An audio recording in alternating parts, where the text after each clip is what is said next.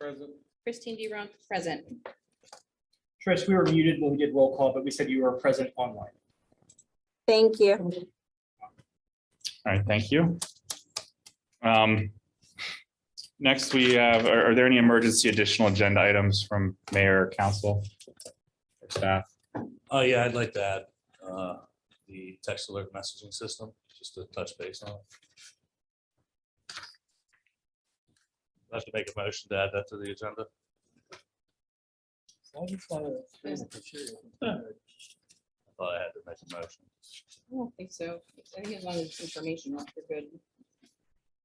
Information? It's, I want to workshop it a little bit because we had an incident over this last week where half the town lost power and we couldn't send out a text message to alert the citizens that this was going to be a cooling center. I'll put it at the end of discussion items. Thank you. And I would also like to add to that, when my time comes up as a comment. All right, thank you. So so we don't have any registered comments from the public tonight. Just a quick bit about tonight's meeting, because it is a little bit different than normal. I'm sorry. I'll get to that in a moment. We don't just, if there's public comment, you need to approach the podium and state your name. We don't have, it's not a town hall, so it's not just an open comment for the public. So, okay, I'm just letting you know. We'll have comments at the beginning of the meeting on agenda items like we normally do. That includes tonight's budget mid-year review, as well as the proposed capital improvement projects and expanded services. So that is your chance to comment on anything on the agenda, including the capital improvement projects. We are doing an exercise that Christine's prepared involving dots, called the spot more than a dot exercise. But that's going to be interactive for council, mayor, staff, and the public. But you'll have a chance to give input on some of these things that are posted around the room, but it won't be an open comment session for the public, since it is a workshop, and workshops are typically for council to talk to each other. So I just want to make that clear. If there are further comments, they can be saved for the end of the meeting. And this is just to streamline things, to keep things moving smoothly, because we do have a lot to cover. And I think we all agree we don't want to be here until midnight. So with that said, at this time, council will hear comments from the public on agenda-related items only. Please approach the podium or raise your virtual hand. Clearly state your name and address, and limit your comments to 3 minutes. Sorry? Yeah, if you have a comment on the agenda, then this is. Your agenda is, but I'll tell you. There's a copy at the podium there if you want to take a look. So we have one person, one person virtual with a hand raised. Hey, hi, my name is Tracy Pampina. I live at 427 North Avenue, Verona, 15147. This is my son, Anthony Tony Pampina. He's 28 years old, mentally about 2 years old. So, my question is, when you ask for grants and stuff, and I already spoke to Tony DeLucas, our state representative's office today, and he is the one that told me to come to this meeting and request that you request a grant for equipment like swings and stuff at the park for people like him. I'm gonna cry, so that's all I have to say. Thank you for your comment. I get very emotional. I'm sorry. But you guys don't have nothing to do for kids like him. For people like him, I should say. I understand. Well, we will definitely take that into consideration. I appreciate your comment and bringing that up. But Tony DeLucas said you guys have to ask for.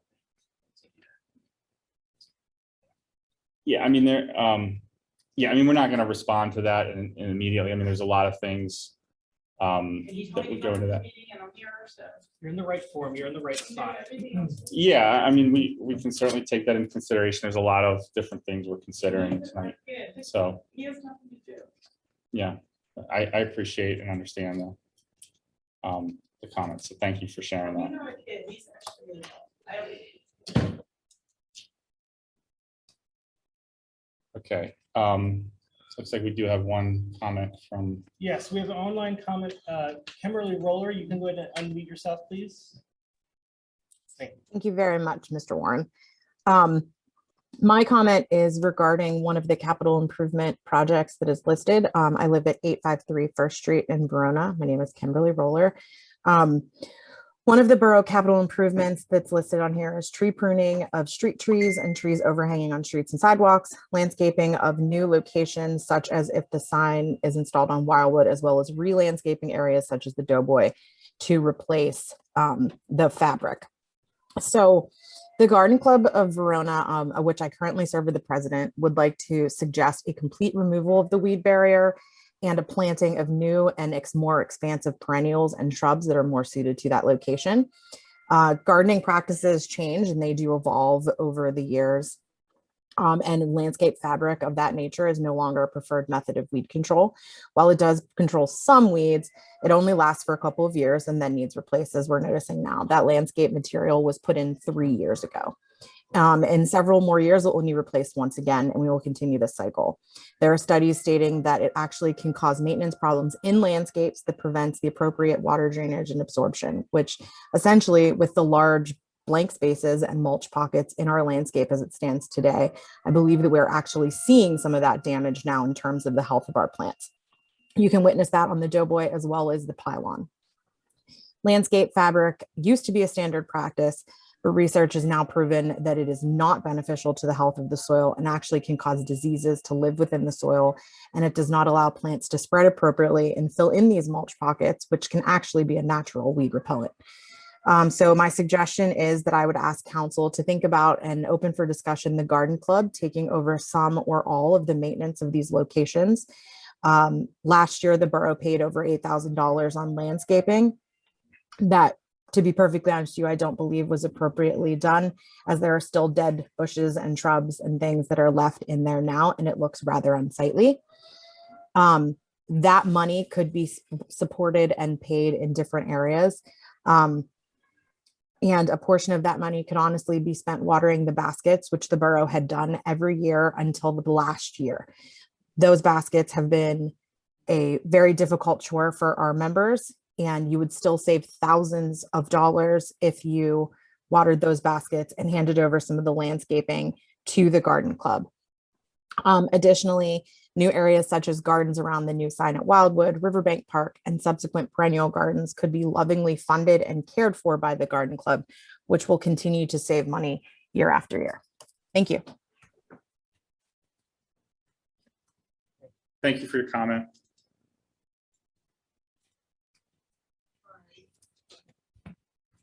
Hi, just Nancy Carpenter, 222 Arch. Is there any way you can turn the volume down from the people coming from Zoom? It's really overbearing with how loud it is. Thank you. Yeah, That's all I wanted to ask. we'll see what we can do. Thank you.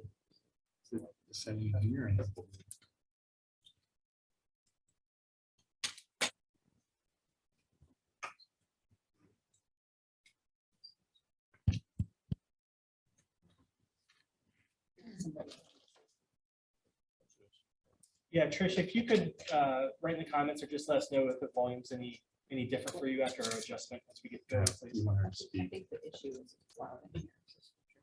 Trish, are you able to speak, Trish? Test it out. Hello. Yes. Hi. Testing, testing, testing. Okay. That's really loud. You'll need to keep on testing because we're gonna turn that back up because now it's too quiet. You got it. A, B, C, D, E, F. Should I sing Twinkle, Twinkle, Little Star? Jack lights. Yeah. Now you have the fire alarm. Testing, testing, testing, testing, testing, testing, testing, testing, testing, testing. Good? Okay. Sorry. There we go. You sure they're not going to my house? Go ahead. Toby Morford, 735 Third Avenue. When you're considering your 2023 budget, I would like to suggest that you think about money for street signs for the alleys.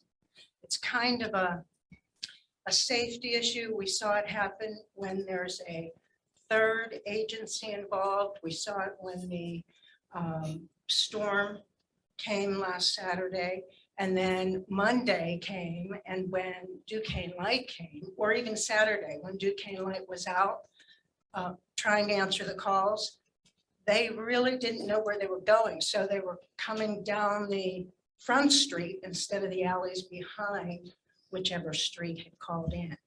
And as a result, they went to the even side alley instead of the odd side alley, because their alleys on two sides of Third.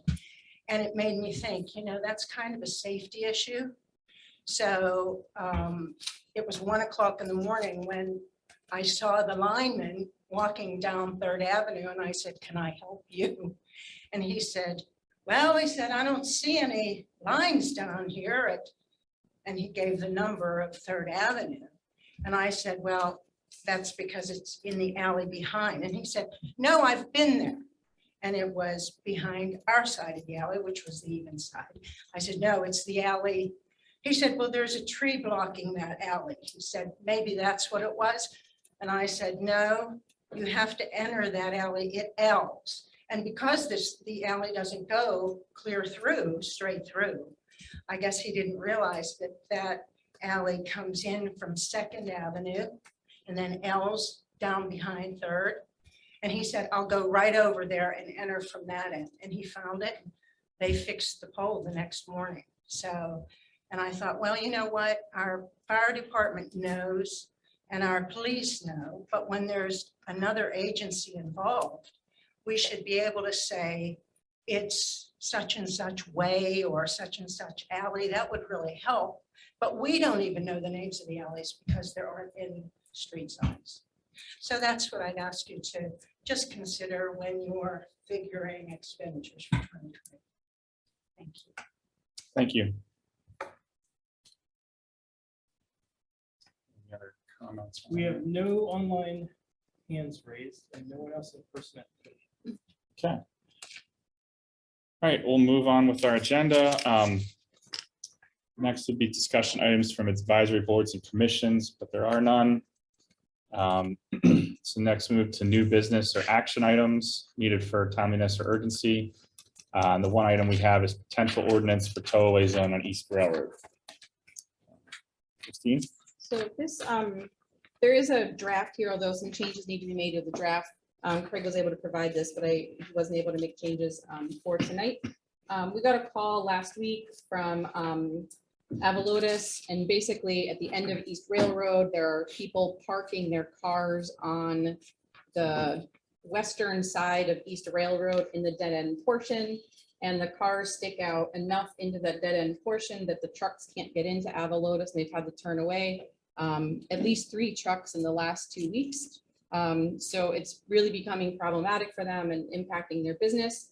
And so the proposal is to put up signs on the western side of East Railroad. That'd be the lower side, correct? It'd be the lower side. So there are a couple of telephone poles on the western side of East Railroad. It would be the southernmost pole extending to the fence at Avalotis. And it would be a tow-away zone Monday through Friday, 6 a.m. to 4 p.m.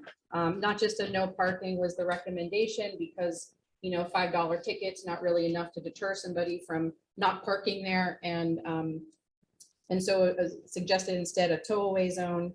And specifically, it's 183 feet south of Grant Street, extending to the end of the roadway. And I wrote eastern, but that should be western side of East Railroad. So if this is something that council is agreeable to, then I can move ahead and get the ordinance advertised, because we have to go through that Who formal would be process. responsible for calling for the tow? Would they have to call the police? And I mean, I personally would put it on Avalotis. but they might call the police department and then we're calling the tow truck, or they call here and we're calling the tow truck. But we'll have to work out those details. So can I ask you a quick question? Are we done with people's comments in the gallery? Yeah, we're not taking public comment at this time. So we're done? Yep. Because I had actually other comments.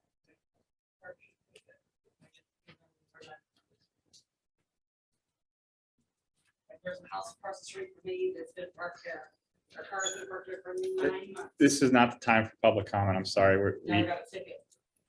We all have to drive a quarter mile away to disabled people. They don't get tickets.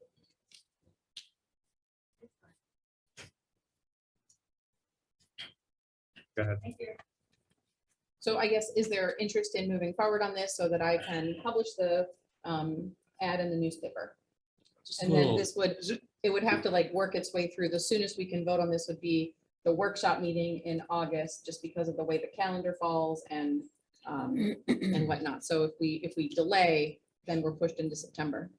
I think something needs to be done. I saw probably 2 weeks ago, there was like 3 cars parked on that side of the street, and they weren't parallel parked. They were parked head in and back in. One of the cars was actually down in the ditch, like backed up to where it was almost 5 feet from the railroad tracks. That whole side of East Railroad going down to on the track side, even from James down, that's all where, it's terrible when they park there, because people don't park real close to the Ditch, yeah. where the dip is, where the end of the road is, and they park out close, so it's really tight when people are coming through. Maybe it's something we look into the whole street and see what we can, signage or something. Well, I suggest that you move forward with this, Yeah, this is. because they're a big There's 5 company. houses there. Yeah, it's a big company Yeah, and yeah. it's not We need right. a- There's 5, but like 3 of them have driveways Yeah. on James Street, or Jones Street, I believe. So do we have a motion to advertise the ordinance I'll for make that motion. parking I'll on East second Railroad? it. Okay. First by Mr. Suchovich, second by Mrs. Wharf. Any other questions or comments? The borough is procuring the signs. Yes. My only comment is if we could check inventory first in the garage. I know there are a number of signs, but if not, it should be something we can easily do. We do not have, this one's like, this one's so specific because it's a tow-away zone, Monday to Friday, 6 to 4. So it's very specific. We don't have that. We have no parking signs, but we don't have something that's like really restricted that it's really location specific. All right, all those in favor, please say aye. Aye. Any opposed? All right, motion passed. Okay, moving on.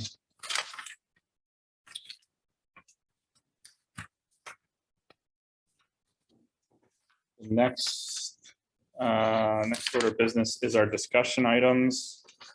The first is a vacant property database update from Verona's intern, Taylor Pop.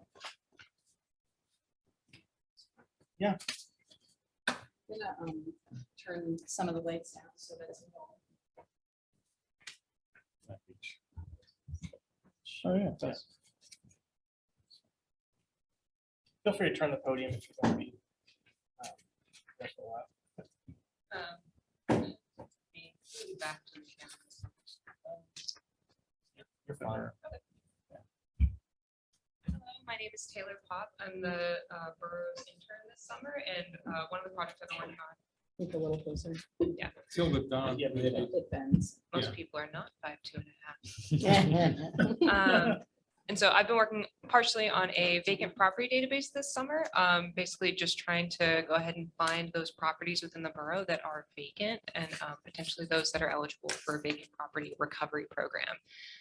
So this is just a quote from the Allegheny County website. The Allegheny County Vacant Property Recovery Program acquires vacant blighted properties and conveys them to applicants who have developed a concrete reuse plan and demonstrated the capacity to implement it. So the first step of that process is, of course, identifying those properties that are eligible. There are a number of properties in the borough that are vacant or blighted, they're unseemly, sometimes public safety hazards. And so we want to get those out of vacancy status and back into use in the borough.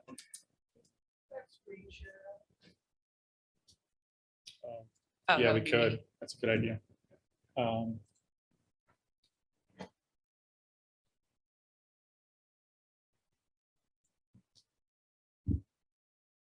All right, sorry about that. Up higher, you just had a nice pretty picture of the borough and then this quote from the Allegheny County website. But if you just Google Allegheny County Vacant Property Recovery Program, you can find their website with this information.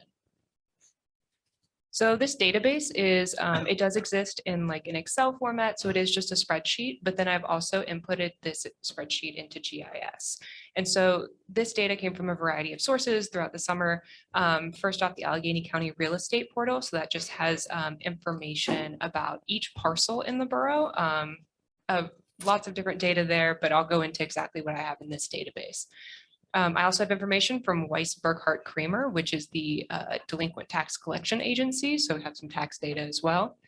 Oakmont Water Authority contributed some information that helped me determine vacancy status. And then also just going through old borough files, getting buried in files and drawers. And also Borough Council and staff were helpful in this process as well. Getting to talk to people who are in the borough was helpful in determining this information. I'd like to thank Dave Matlin for this lovely picture of his front porch. So as far as the database, a lot of what we have is just basic property information. So we have the lot and block, that's just an identification status for parcels. We have the address, the owner, as well as the address of the owner if they don't live at that address. There's homestead exclusion status. That's helpful in determining whether someone actually lives there. It's just one of the steps in that process. There's also condemnation status. So I talked with our lovely code enforcer, Mike McDermott, thank you. I just call him Mike. But Mike helped me determine which properties are condemned in the borough.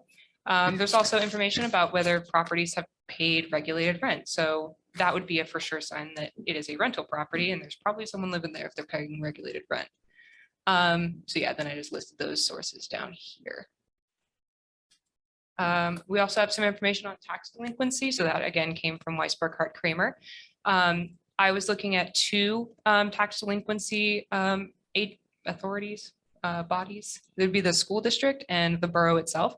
And so over here, you can see that of all the taxes that are currently outstanding, the majority of them are coming from the school district. That's just over, looks like about $1.2 million are owed to the school district right now, and about 375 are owed to the borough itself. Now, if I recall correctly, there's only one parcel in the borough that owes taxes to one body, but not the other. Generally speaking, this is just because the school district taxes, the millage rate is higher for the school district than it is for the borough itself.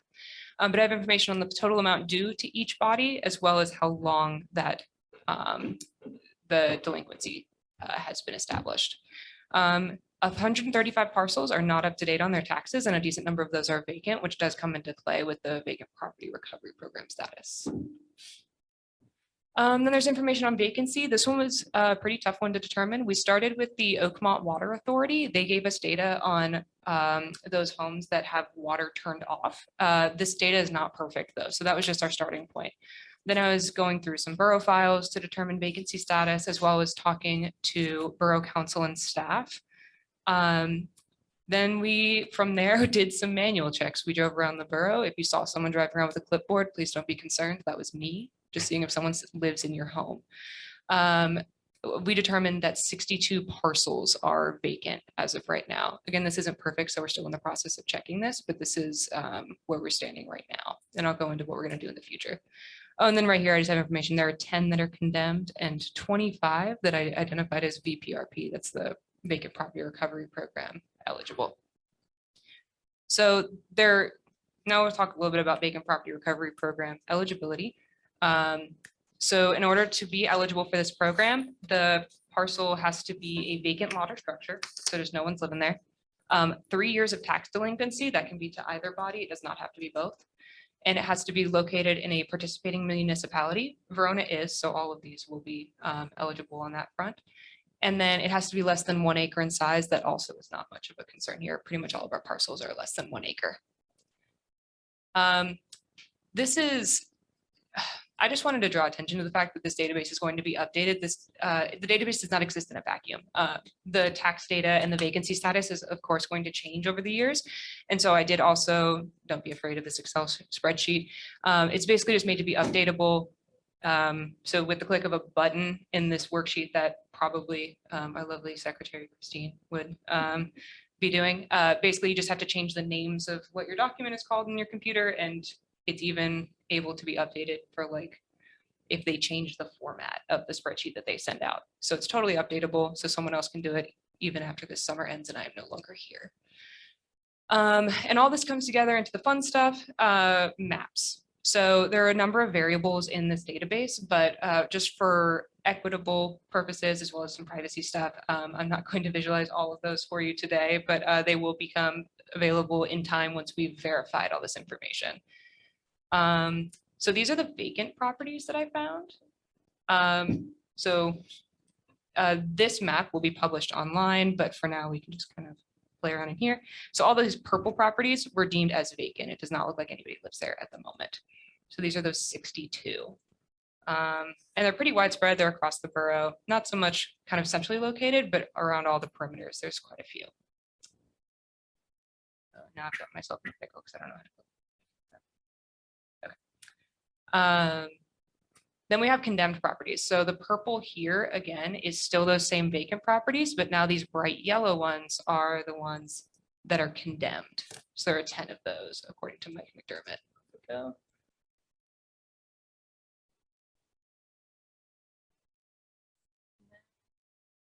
One more for you. This one just determines whether they are lots or structures. So of course, if it is a condemned property or some kind of blighted structure, we would want to tear that down probably before doing anything else with it, but lots are maybe a little bit easier to do something with. So all these yellow ones here, once again, are lots, and the purple ones are structures. And once again, all these will be posted online once we've verified this. Speaking of which, our next steps. So now that we've identified these vacant properties based on our analyses and just kind of doing some driving around, we're going to send out letters to make sure that this vacancy status is up to date and correct, because we don't want to put anybody's home online as a vacant property if that's not actually true. So we'll send out 62 vacant status letters, just basically saying, hey, it looks like your property is vacant. There are some fees associated with having a vacant property as per an ordinance whose name escapes me at the moment. But so we'll send out those letters to either get confirmation or get documentation saying that we were wrong. Of those 62, 26 will get an additional letter about vacant property recovery program eligibility status. They were deemed eligible for the program, and so those specifically, unless we hear otherwise, will be listed online as eligible for the program, and other people can come in and acquire them through the application process. Once we receive confirmation or documentation to the contrary, we'll go ahead and make those publications online. And hopefully we can get those blighted properties demolished or rehabbed, and we can fill the acceptable properties. And I just put here a picture of our community garden, because Verona's community garden was actually acquired through the vacant property recovery program. So hopefully we can get some more housing or other community engagement things such as the garden. Here's my contact information. It's just intern@veronaborough.org. So if you have any questions, please feel free to reach out, and hopefully we can get this stuff verified and online for you as soon as possible. I also wanted to give some special thanks to Christine Durunk, who is my supervisor and the borough secretary. Rhoda did a lot of the footwork with getting some of the documentation on whether properties were vacant. She helped me a lot with that. Mike McDermott helped in a bunch of different ways with vacant and condemned properties. And then AJ Gucci from Public Works, he actually was the one driving me around to see if properties were vacant. So much thanks to him. And thank you so much. Thank you. This That's is wonderful. so fantastic. And this is also going to help Ray and Vince on your committee, on our committee. This is going to be a lifesaver. Thank you. Very nice presentation. Absolutely. Absolutely. questions or what? I just wanted to say. Go for it. Yeah, I just wanted to say thank you, Taylor. It's, I'm so excited you were able to do this presentation tonight. So this is something that, you know, people on council have been talking about for a while, and it's going to just be so impactful. It's a truly meaningful project, and I'm so glad you were able to work on, you know, the skill set to do it. And in addition, it's just been a pleasure to work with you, and I'm excited we still have another few weeks. And clean my windshield one time. In full disclosure, that was part of a project. I just want to say too, it's nice to see data put to use, data visualized, data in one spot. So all the paper, all the historical knowledge, all the people you talk to, and you know the work you did in the field. These are great results. Thanks for putting this together. Well, how about the program, the GIS? The program, I mean, it's been put to work, so very, very, very good. Very, That's our new program we just purchased. yes, Very helpful. put to good use. All right, anything else? Or should we move on? All right, next up is it says 2000 budget mid-year review, but I think it's Oh, yeah, that's a, 2022. It's a 2,000 minute budget. I was partying like it was 1999. Yeah, so I will turn it over to Joey for that. Yeah, thank you. So we're going to share on here kind of a snapshot of what's been provided for the first half of our year as we go into this couple-hour discussion tonight about our next year's budget. So if council takes a look at your packet, you're going to see something with two tables on the bottom with a couple of notes for the 2022 general fund for the first half of the year, which shows us where we stand from January 1st through June 30. So we've reconciled the first half of the year, and this helps to visualize and show us where we stand. And just right from the start, I want to say that the state of Verona finance is strong, and you'll see through the illustrations soon that the graphics actually help to show you where we are compared to years past, going back to 2017.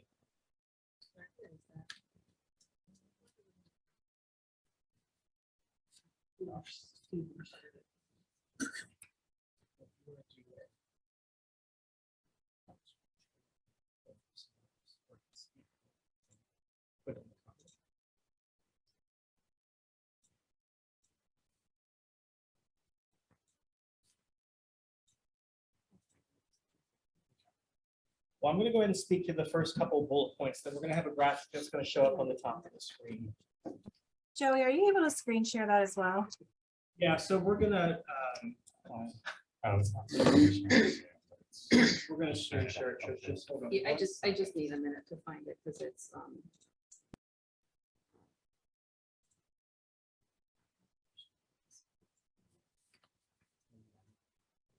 yeah, that's the problem. Let me You get on your device and share it with that. yeah, I can. So our public profile for Zoom tonight is not the profile that we have the document saved to. So we're going to hold on a second and then share that so we can share it with everyone in the room and virtually as well. So Trish, we'll have that in a moment. Let me still speak to these. It's up to you. I mean, if there's things you can speak on. All the graphic.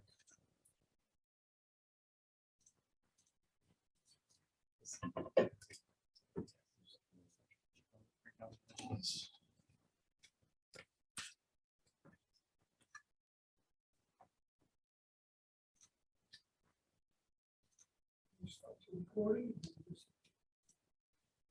Minimize. It's allowing screen share, and so I can just give.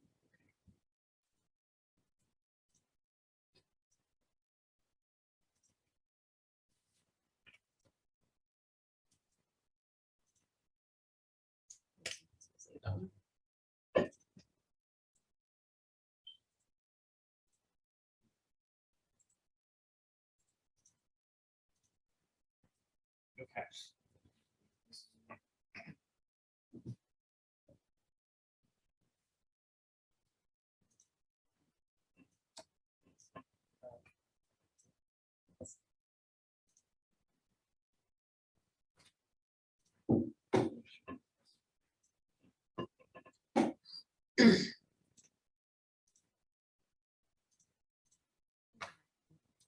There it is.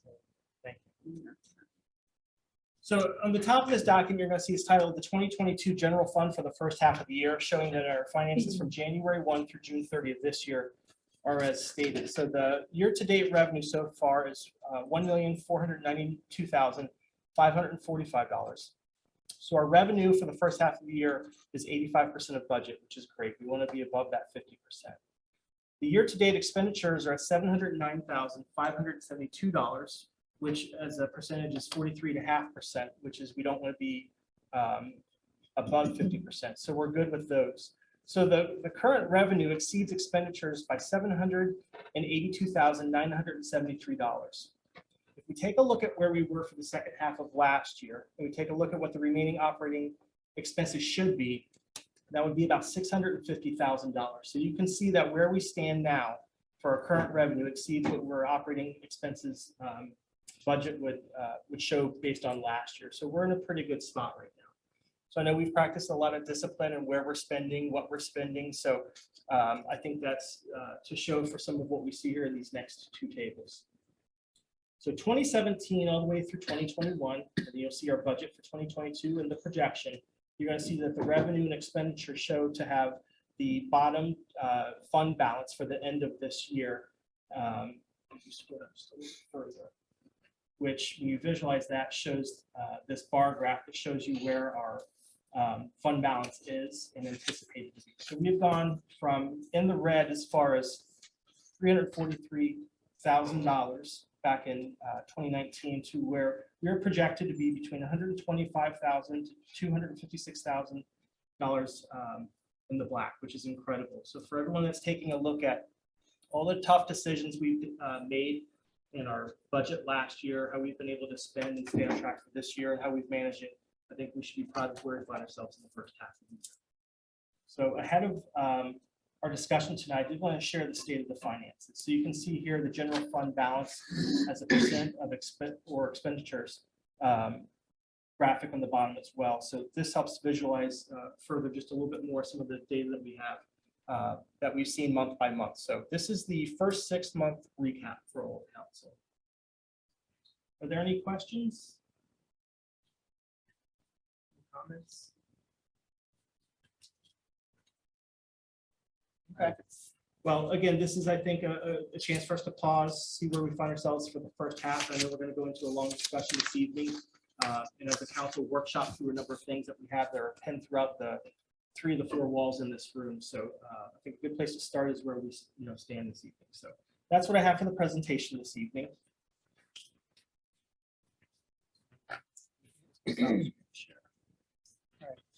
Thank you, Joey. Very informative and helpful to see now that we have a mid-year review.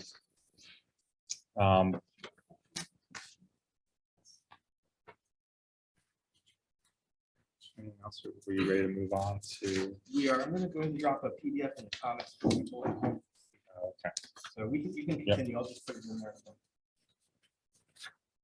Okay. So next up, we are going to move on with our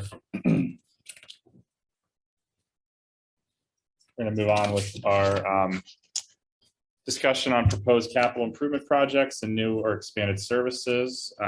Christine's going to lead this discussion. Wait for a PDF here to show up.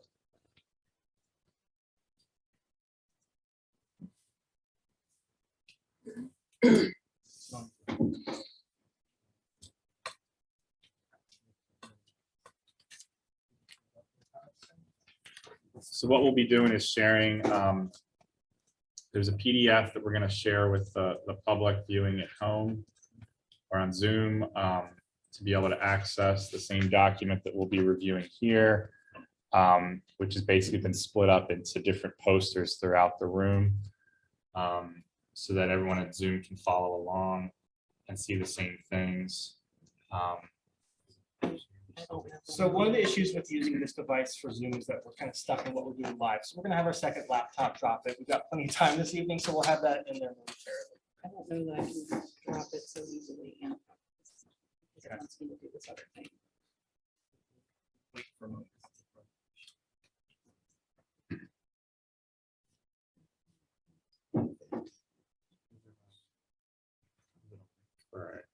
It's a PDF. It's a PDF on the desktop, but it doesn't. It doesn't allow you to minimize.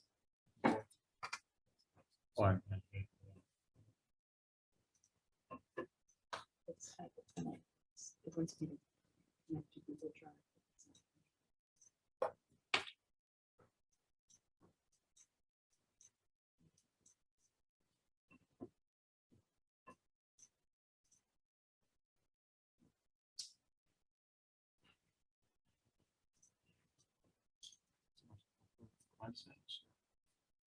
And I can't upload it. Just need.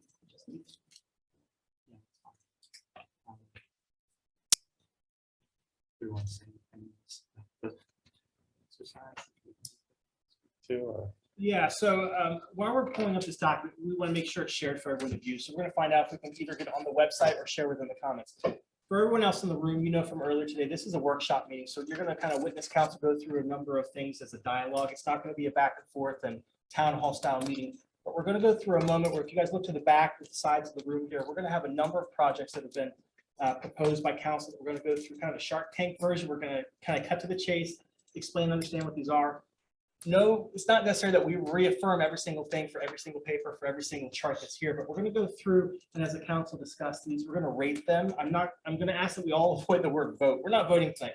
There's not a budget being passed tonight. So we're going to go through a process so we can have a hierarchy of where priority holds. So council is going to see that you have the stickers with you here that we're going to be able to place on projects as we go through the evening.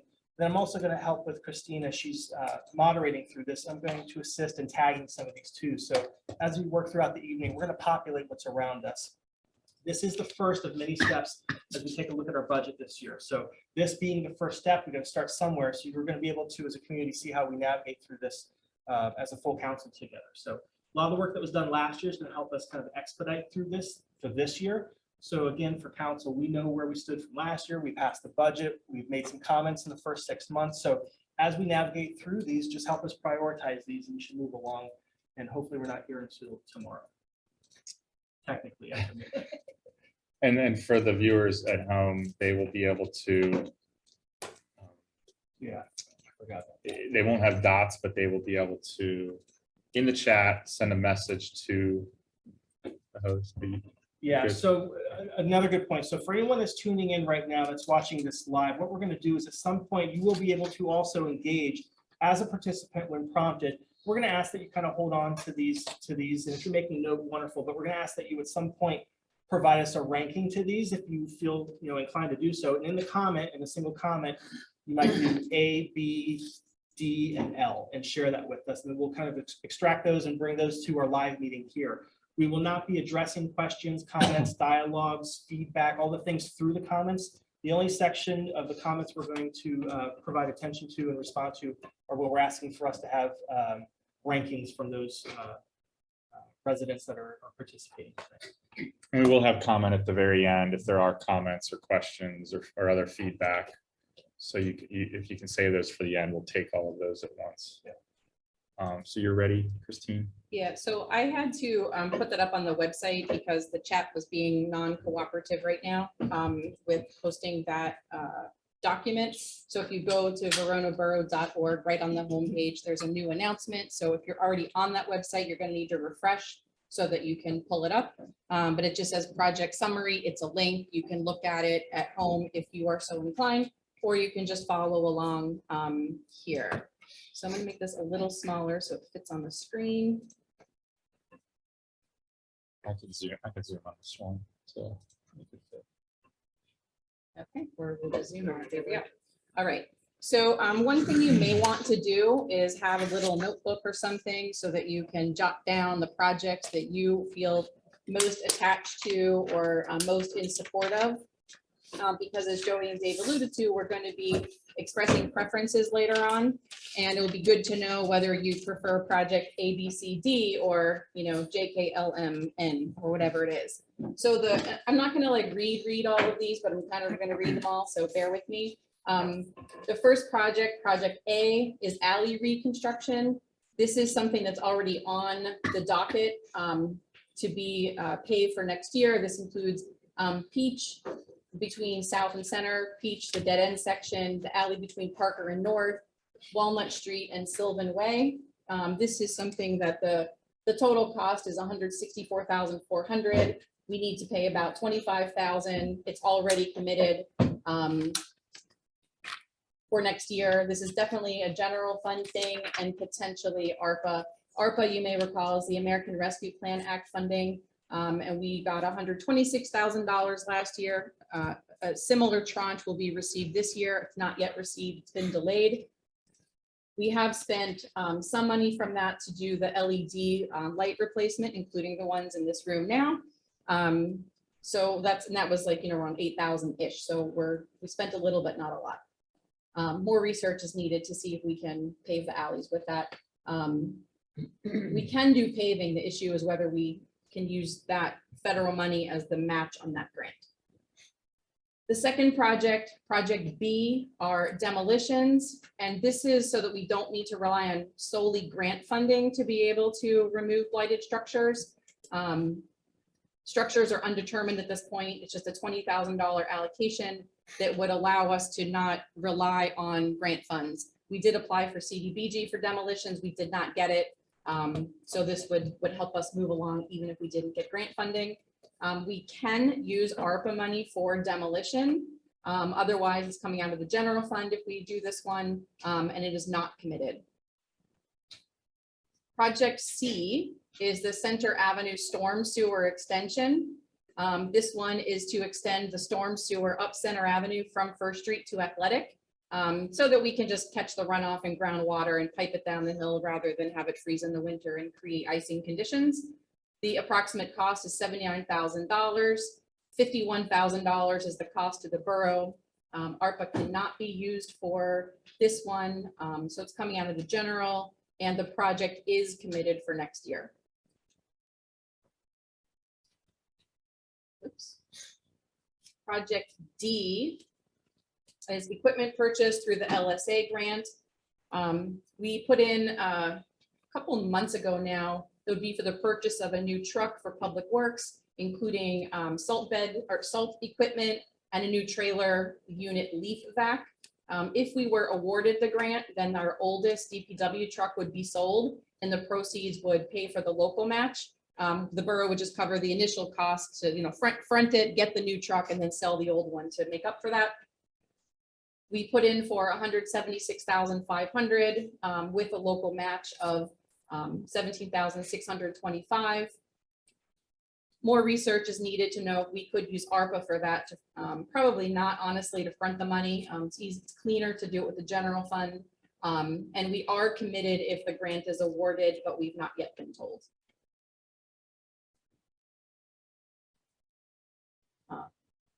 Oh, this didn't mail merge right. Yeah, this was a merge that did this. So the title is off. I don't know what happened there.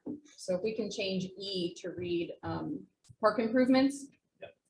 So E is park improvements. This is the final scope of work has to be determined because we only received half of the requested amount of funding. The safety improvements to the parks need to be completed, renovations to courts and paths, old equipment removed and replaced, and the full surfaces refreshed. The project could be large if we use more money from the general fund, but at a bare minimum, we're committed to $13,500 of general funds that can be used to max out the grant, which we were awarded $75,000. We are committed to this, so we just need to determine a scope on this one.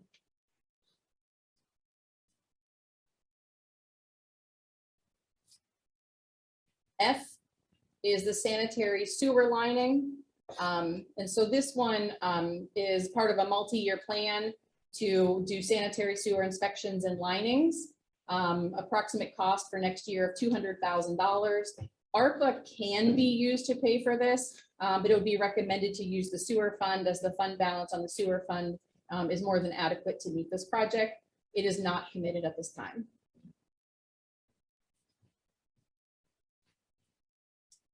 The next project or proposed project is a leaf vac, and this is replacing our existing leaf vac. If the LSA grant is not awarded, that costs about $60,000 for the leaf vac. More research is needed to know if we can use ARPA, otherwise it's coming out of the general. This project is not committed. The next is the street sweeper replacement. This is a replacement of our aging street sweeper, as it ends up in the shop fairly often. Street sweepers are about $150,000. We would need to do some research to see if ARPA can be used for it. Otherwise, it comes out of the general. Again, this project is not committed. Dump truck replacement. So if we don't get the LSA grant and we need a new truck, that's about $100,000. Similar to the other aging infrastructure for our aging equipment. More research is needed to determine if ARPA can pay for this, and the project is not committed. Another equipment replacement, a backhoe loader replacement. Those are about $120,000. Similar funding conditions. We need to research if ARPA can be used, and the project is not committed. Replacement of mowing equipment. This is about $18,000 with similar funding issues. If we can't use ARPA, it will come out of the general. Again, not committed.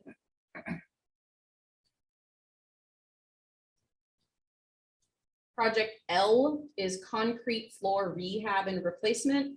The floor in the garage is deteriorating, and so we need to rehab or replace it. It's about $15,000. Again, not committed, and coming from the general if we cannot and do not use ARPA.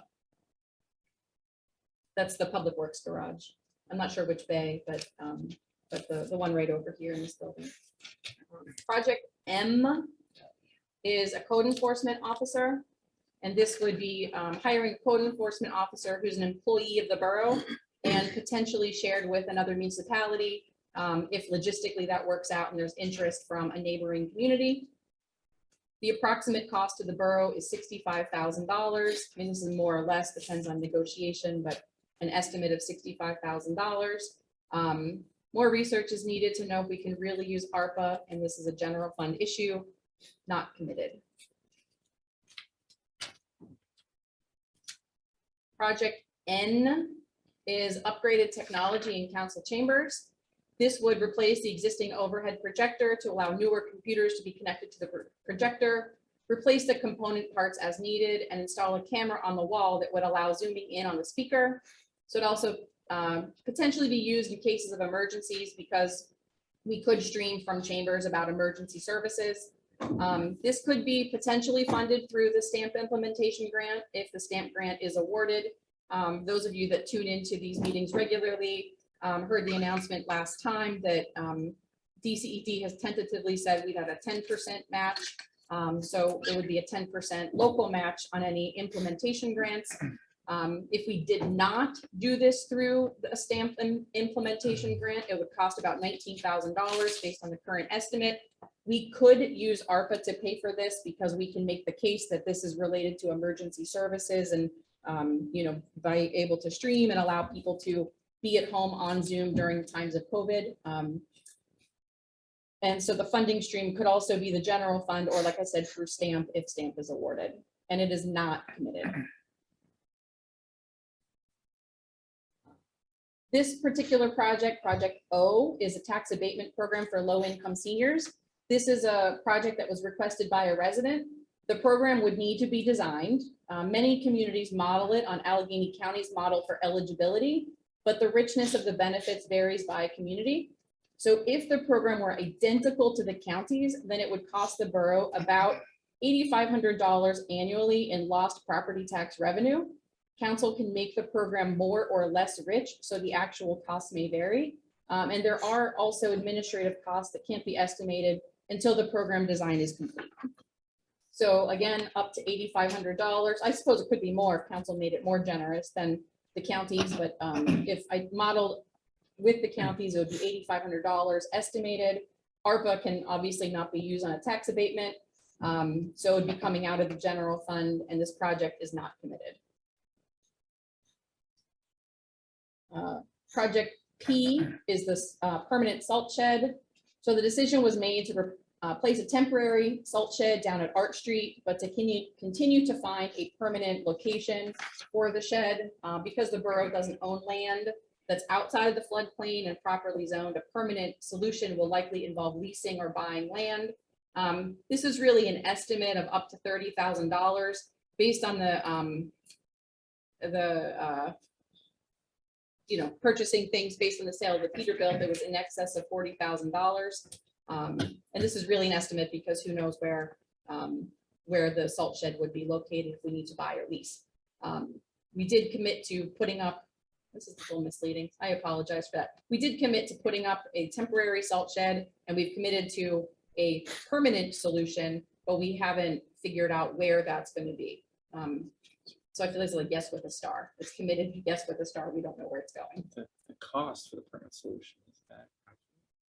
So I think that, so we would be able to so I guess I probably shouldn't put in sale of the Peterbilt because that's going to fund our temporary Yeah. one, but the temporary one's going to become part of our permanent solution So, because we're okay. just going to move the structure, we'll move the tarp, we'll move all the blocks. And then it's really about land, like, are we renting or are we leasing or purchasing land? Okay. And so we just kind of spit and asphalt laying that down. So that one, that's just, those are all, pretty wild estimates based on just, talking to a few people and seeing what might be available. Project Q are the school street steps and the stormwater rehab. So this is rehab of the stairs at School Street and this on a stormwater project.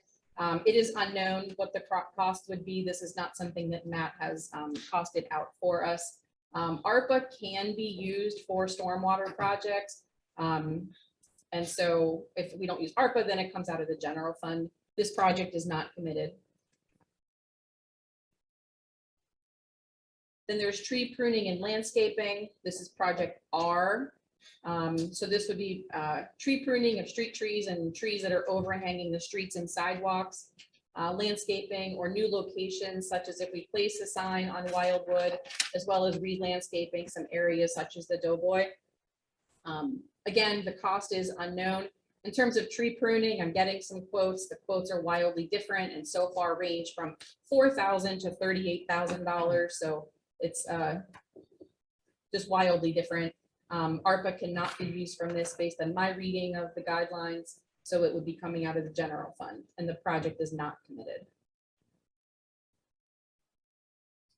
Project S is the homeowner assistance program. This project would allow homeowners to apply to the borough for funding for home repairs for an amount to be determined.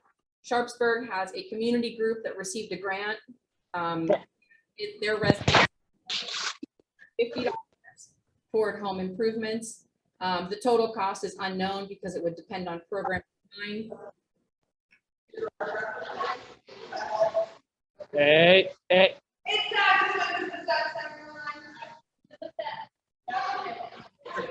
Me.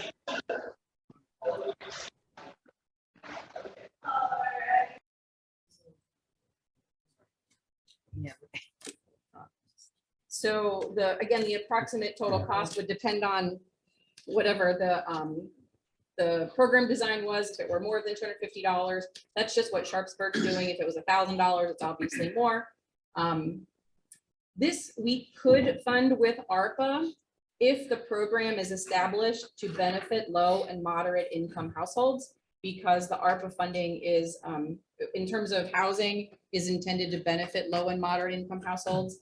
Low and moderate income is still pretty high for Allegheny County. A 4-person household is, what was it, Taylor, 80-some thousand? 82. So 80% of that is still considered low and moderate income for a household of 4. The project is not committed. Project T are office and chamber upgrades. This is to purchase new chairs for council chambers, new desks and office furniture for the administrative offices. This is an estimate of $20,000 to $25,000 for all of that. More research is needed whether ARPA can be used for that, and it would otherwise come from the general. The project is not committed.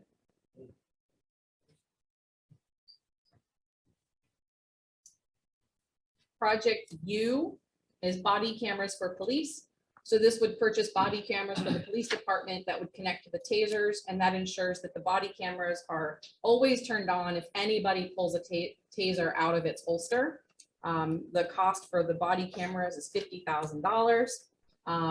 We need to research more if ARPA can be used to pay for this aspect of policing, and otherwise it comes out of the general fund. The project is not committed.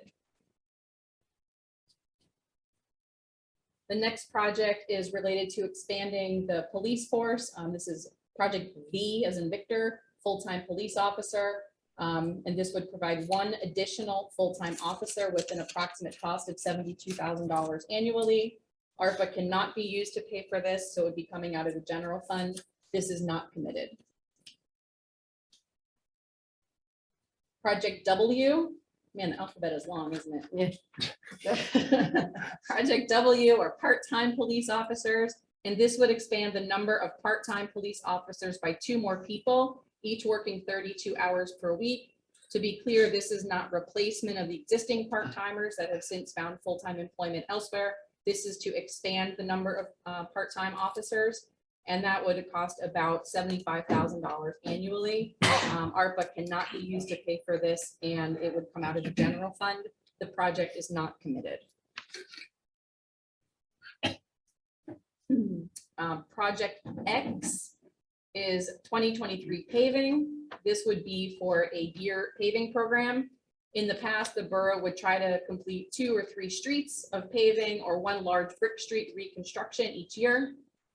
There's no written plan for systematic replacement of brick streets or paving of roads, but it has been talked about for many years. Also, as an aside, Taylor and I finished data collection using robotics today, so we'll be getting back those assessments sometime in the next month or so.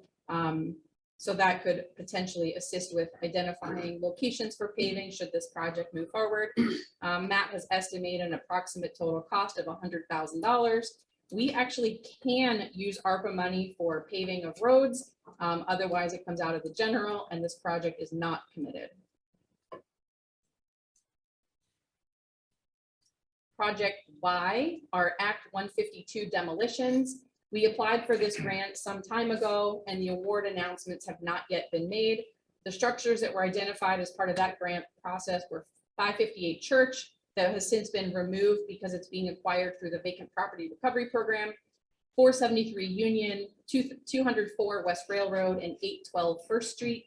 The approximate cost is $38,750, of which we are only responsible for $3,500. We would need to see if we're allowed to use federal dollars as the local match on Act 152, so more research is needed. Otherwise, the $3,500 comes from the general, and the project is committed if the grant is awarded. Project Z, our ADA curb ramp program, and this would be the installation or rehab of ADA curb ramps. These cost $3,000 to $3,500 a piece. You get to the lower end of that if multiple ramps are installed. So the approximate cost is just $3,500 a piece. We can use ARPA money to pay for this. Otherwise, it comes out of the general, and this project is not committed. Project AA is a splash pad wave pool, and that would install a splash pad or wave pool in an existing park. Matt has not costed this out, so the approximate total cost or cost of borough is unknown. Then, presumably we'd probably end up going for a grant to pay for this, so research would be needed to see if grant funds could be, if ARPA could be used as a local match. Otherwise, it comes out of the general, and this project has not been committed. Project BB is Nuisance Properties Fund. This new service would provide funding for clearing garbage and vegetation from nuisance properties, pest extermination, feral cat trapping, fixing, and other services associated with nuisance properties. I just took a guess here and estimated $5,000. We can use ARPA to pay for this under community development. Otherwise, it comes out of the general fund, and the project is not committed. Project CC is the ARB Jones Storm Sewer Inlet Repair. You drive down ARB, right at that little ramp that goes down to Jones, you'll see that there's a storm sewer inlet that is collapsing and has been collapsing for some time. The estimated cost is about $10,000 to repair. ARPA can be used to make storm sewer repairs. Otherwise, it comes from the general and the project is not committed.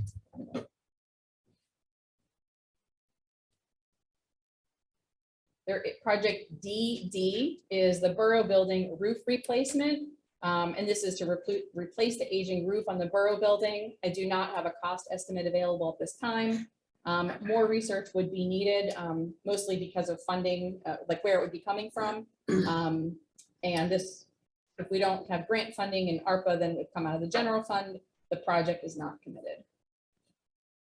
We're getting there. We're so close. All right. EE is a roof or a lean-to over the emergency generator.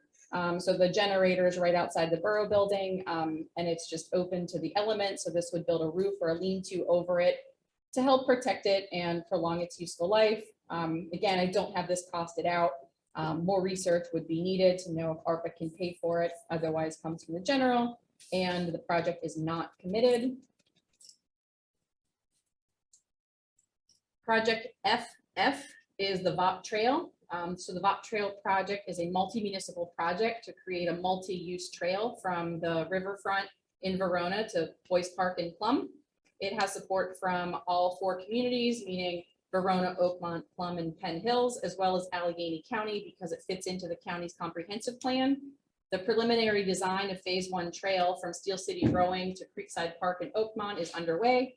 And the result of this design will yield plans for further design and construction, which will likely look to implement over the next few years. The scope and the cost are to be determined. So I can't put in a price there. More research would be needed because it's mostly dependent on, any grant funding that we may use for that. Otherwise comes from the general and it's not committed. One quick note, there is that grant Oh that yeah. we Penn did. Hills applied for that if we receive would cover all of that. So Great, thank you. yeah, Forgot I about that. forgot to mention that. And you will all be happy to know that that was the end. Woo. All Thank right. you, Christine, for going through that. I think So- that's the cleanest I've ever seen it presented to understand what we. What we need. All right, so now we're moving into the interactive part of the evening. So for people who are here in person, in just a minute, we will pass out, or maybe Vince, can I ask you to be the passer outer? So Vince is going to give everybody a strip of 4 blue dots. And if you are here in the audience, you will, hopefully you have your notes about what 4 projects, or you can even have 1 project. So if you're like, I am all about the VOP Trail, I'm going to put all 4 of my dots on the VOP Trail, you can feel free to put all 4 dots on the VOP Trail.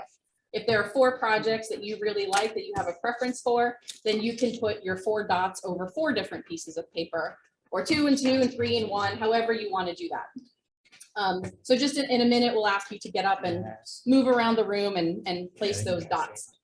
For the people who are at home, so we have to, obviously, you can't put your dot through the computer. So what we will do is ask each person at home to use the chat and tell us what your 4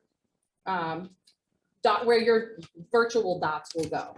So if you really like project A, B, C, and D, you would just type in there A, comma, B, comma, C, comma, D. And the commas are actually really important because we had AA through FF. So if you just write AA, we don't know if that means project AA or 2 dots on project A. So please use a comma to separate your letters of choice. And then I'm going to ask council and mayor and myself to help out with, facilitating getting the people at home their dots up on the board. We're going to, Joey's going to be so kind as to monitor the chat, and he'll write down that, so-and-so wanted ABCDE or ABCD, and then he'll give it to one of us who's available, and we'll put 4 dots on ABCD. And then I'm just asking for whoever puts the dots on the pieces of paper on behalf of the virtual audience members, just initial it so that we know for a fact that somebody put their dots up there. It's not because I'm gonna check and make sure, Rhoda, I put them in the right place. I just want to know that, you know, somebody at home really did get their dots put up on the board. And then afterwards, we'll, you know, do some analysis on that at a future time. It won't be tonight. So I guess, I just want to make sure there are no questions. So this kind of goes like against the rules of order, but if there are questions from the, either at home or here, we can take them just to make sure we Just know what on the this heck we're doing. project. Just for instruction. Yeah. So I think for this part, because I can already hear discussion, if, when we take a moment, we're gonna kind of like let people do this part, place, and then we're gonna ask that we kind of stop the, not silence, it sounds rude, but we're gonna kind of regroup and then we'll do a fresh start with council. Again, starting up the conversation for workshop, if that's all right. So Nancy has a question. Sorry, Nancy Carpenter, 222 Arch, and these are just questions that are gonna help me make my decisions. When you talked about the body cameras, like, I forget the number right now of the cost of them, like 50,000. 50,000. Is that for one, or is that for, because we don't, That's for the department. so, but Maybe like at any 12. given time, the 12. most number of people we have on duty is 2. Sure, and I talked to Chief about this, and the issue becomes, it's not instantaneous, so you need to have each time a new officer uses the equipment, the old video footage needed to have been downloaded. So all of a sudden, we're taking people off the street and off of doing the things they need to be doing so that they can wait for technology to download. And so the idea, what was recommended to us from the, from our consultant basically, is to not have 1 or 2, but to have many to outfit the entire department. So when you estimate 50,000, how many is that? I don't remember because it's been 3 months since I got the quote, so I don't remember. I mean, do we think like 10. I think it's like, I think it's like 8. 8? Between 8 and 10, yeah. Okay, so 5 to 6,000 a piece. Ish. Yeah. Okay, thank you. When you talked about paving the main roads, and you said it would come from the general fund, but can't that money come from liquid fuels? I thought that's what we use. Are we not So I'm doing gonna kind that of stop, anymore? like, this is, so at this point, I think it's the idea of, I'd say paving. So we're so. I high know, up- but it makes a difference for me on making my decision. So if you wouldn't mind, Joy, I'd like to finish asking my questions. So the reporting on liquid fuels is seriously annoying if we pave streets with it. So yes, you can pave streets, but the reporting takes 20 minutes if we pay for the streetlights and rock salt using liquid fuels. So it would be my recommendation, given our liquid fuels money is only $70,000 a year, 65,000 of it goes to streetlights, and 40,000 goes to rock salt. It's just easier I to see. not pave with liquid fuels. Okay, Because you But- have to like get right. payroll for the paving Right. company. if you Gotcha. pave With liquid fuels. and it evens out because then you're not using the money for the Yes. salt and the thing for, Yes, from the general fund. So it's Yes. it's a wash. yes. And my last question is, there's many of these things that you said that ARPA funds could be used for. Mhm. By any chance, let's pretend that you took all the things that we could use ARPA funds for and add them all up. Does it come out to be more than the $252,000 we're gonna have? Way more, Okay, just curious. way more. Okay, thank you. One other question of clarity online is, should we ignore items that are already awarded and funded with grant money? This is a vote of confidence of like, that's where I'd like to see the attention of money spent. So does that matter? Yeah, I would say you could still vote for the, not vote, but show a preference for those projects because trying to also get like the pulse of the community really on what's important in general. So if storm sewer projects are really important, it would be good to know that. So even if a storm sewer project is already funded, it's nice to know people are committed to storm sewers or park improvements or street paving or whatever it happens to be. So I would go ahead and show a preference for those things, even if they are already committed. Because this, again, remember, this isn't like majority rules, whatever it says, and that's what we're doing. This is really getting a pulse of the community. It's not voting on what things we're doing for sure. And we're not committed to anything tonight. This is really just to get input and to understand like, where are people in terms of the kinds of things, in terms of capital projects, as well as new or expanded services that people are really interested in seeing. I have one question. What is ARPA money? ARPA is the American Rescue Plan Act money, and it's federal dollars that were passed.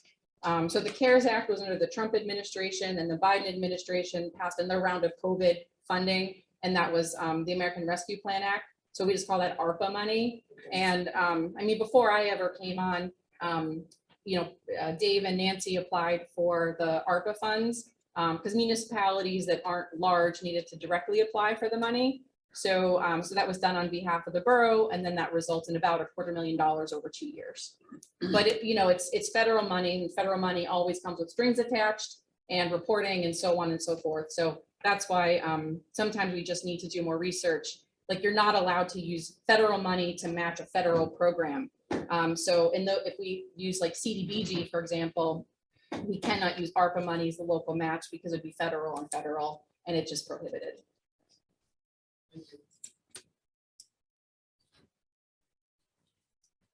All right, should we start? Yeah, we're gonna release the hounds. Everybody gets to go. So Yeah. So All right. so everyone, everybody can feel free to move about the cabin and pick your favorite Ready, projects. Yeah, ready, get set, go.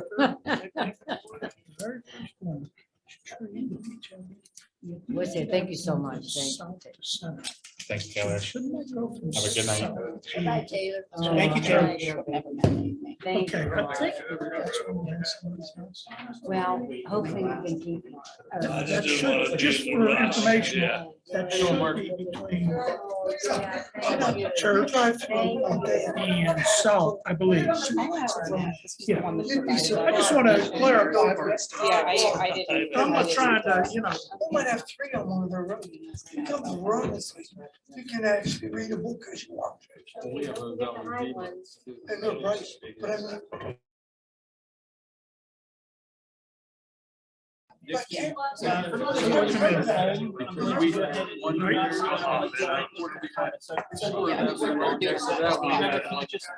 I know, like my parent address, which is great. I love it. Put on like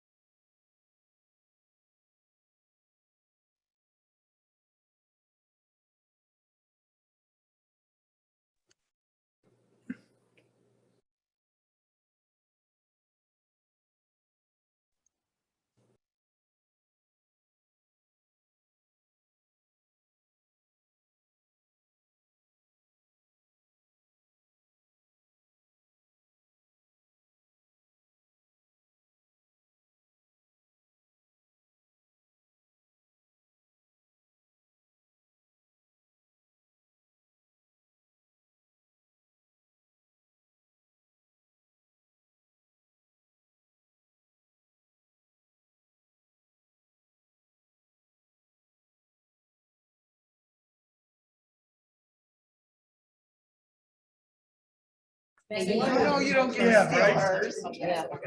No. Thank you. That's right. I'll say nothing tonight. All right, Marcus. Oh, did you have to say, I'll take it? Thank you for coming. Yeah, I'm just gonna. That's the only thing I could think of. Yeah, is that Pembina still, or did they get another company? Son went to speak for the right?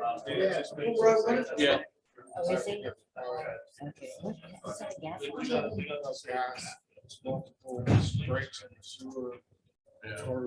Oh, I know that gets triggered, yeah. Right.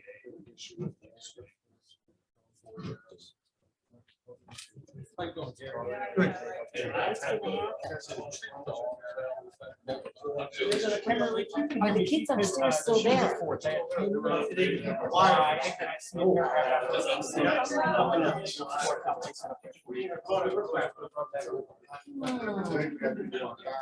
This is the last. Denise was saying, yeah, I had to pick her up, yeah. What's happened with the house behind you? What's up with that? That's why I told you you can't. With the weeds in the front.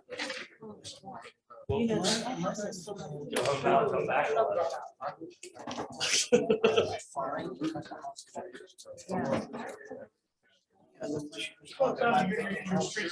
You can ask for that. Jeez. No, So go. divided on Curious there. about through the council. That's not just- Yeah, you'll know. It's just ranked. I just don't want to talk to her without you, Student President. Oh, Alex is awesome. Alex is awesome. Who's Alex? Campina. Oh, the Pampino. It's not a fine. There's an existing ordinance that says if you have a Well, vacant she's- property, you have is to that for register her? it. Is that the So it's older not guy? new. It's on the books. He's an just older nobody's been gentleman. enforcing it. No, actually, it's 52. He's, I asked him today. he's 52. Does he go over It's on the book. See, go ahead and. Yeah, It's he's Instead of the- asking us to discourage come to people meetings. from He's the having one in vacant front of the properties. equipment, the truck and all that. That's his. Oh. You would have to take that up He with painted council, to be everything. honest. I'm just telling you what the ordinance. Well, it's not a fine. It's not a fine. It's a registration. Just you. And What's the registration fee for? I mean, I'm all, like, you would need to bring it to council. I'm just telling you what the ordinance is. I know it's not. did you understand my frustration? I understand your point, but I'm just telling you what the ordinance is, and there's a, and so it's, and it changes That's what by we're year, just the saying, number yeah. of years that the Yeah, they're property's been outside. vacant. I So, believe they're outside. it's That's up why they on don't work on it. 360, you can Google it. Roto You just go to- Oh, they're. Said it was there, and I just don't Yeah. understand why, keeping it access properly and maintaining it. Oh, Alex, oh, yeah. Alex is Who good. cares? Unless somebody else. So I mean, like I said, I would bring it to council as a discussion item. We can add it to a future agenda. But it's just the ordinance is just on the books right now, and it would be enforcement of that ordinance. Yeah. Any more? Yeah, here's one more step. I'd ask for clarity. Kim has. I'm just saying, Sylvia. I've got a car on so long. He is good. You know what, Christine, we should put one more. Raise our pay. That's me. They get lessons from trying, so I don't know how to play that. Well, Dave, and so it starts. Training camp tonight. Oh, I don't need. Oh, yeah. You don't need golf lessons.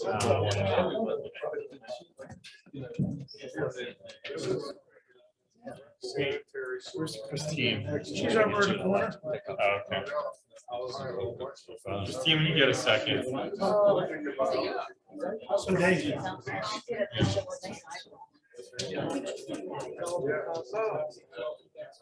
Hey, Don, this is already submitted, so it's good. Am I the only person that still put that upgrading council tax? Thank you. Anything that we could get, you know. It's Aaron. What's Aaron? No, I mean, it's more, it's amount of dollars for towards money. So we can't get them Yeah. all. Oh, Idiot. You know what I mean? yeah, how many stickers? Huh? Oh, I unshare. We did. Yeah. And they want to help us program membership. Yeah. And I'll say. No, 'cause It's like. If it's, if she's on a phone. that's what Matt, borough engineer, recommended. I trust that. It's on the web. What's that? It's on the- I don't like it. For what? Business is gonna be closed. I know, it stops. It's not their life. I don't like the salt shed being across the street from my house, waking me up at 4 in the morning. I think it's better to have it in a business district, instead of a residential neighborhood. Yeah, I mean, I know. Because it's not, I just don't like it. I'm just saying, it doesn't, There's gotta be another it place. doesn't wake people up here, it wakes people up down by my house. It wakes all kinds of people up. If you talk to, what's his name, Trumpers on the corner, They hate. Oh, I was really warned. They hate everything. I know. I heard them one I day. get- Oh, they knock on my door. I'm once twice a week. All right, thank you. That's like the guy. You get the latest one. They said that to me. They said, I hear this clicking all the time. And I said, yeah, I'm sure your neighbors are mad because they're splashing on people all the time.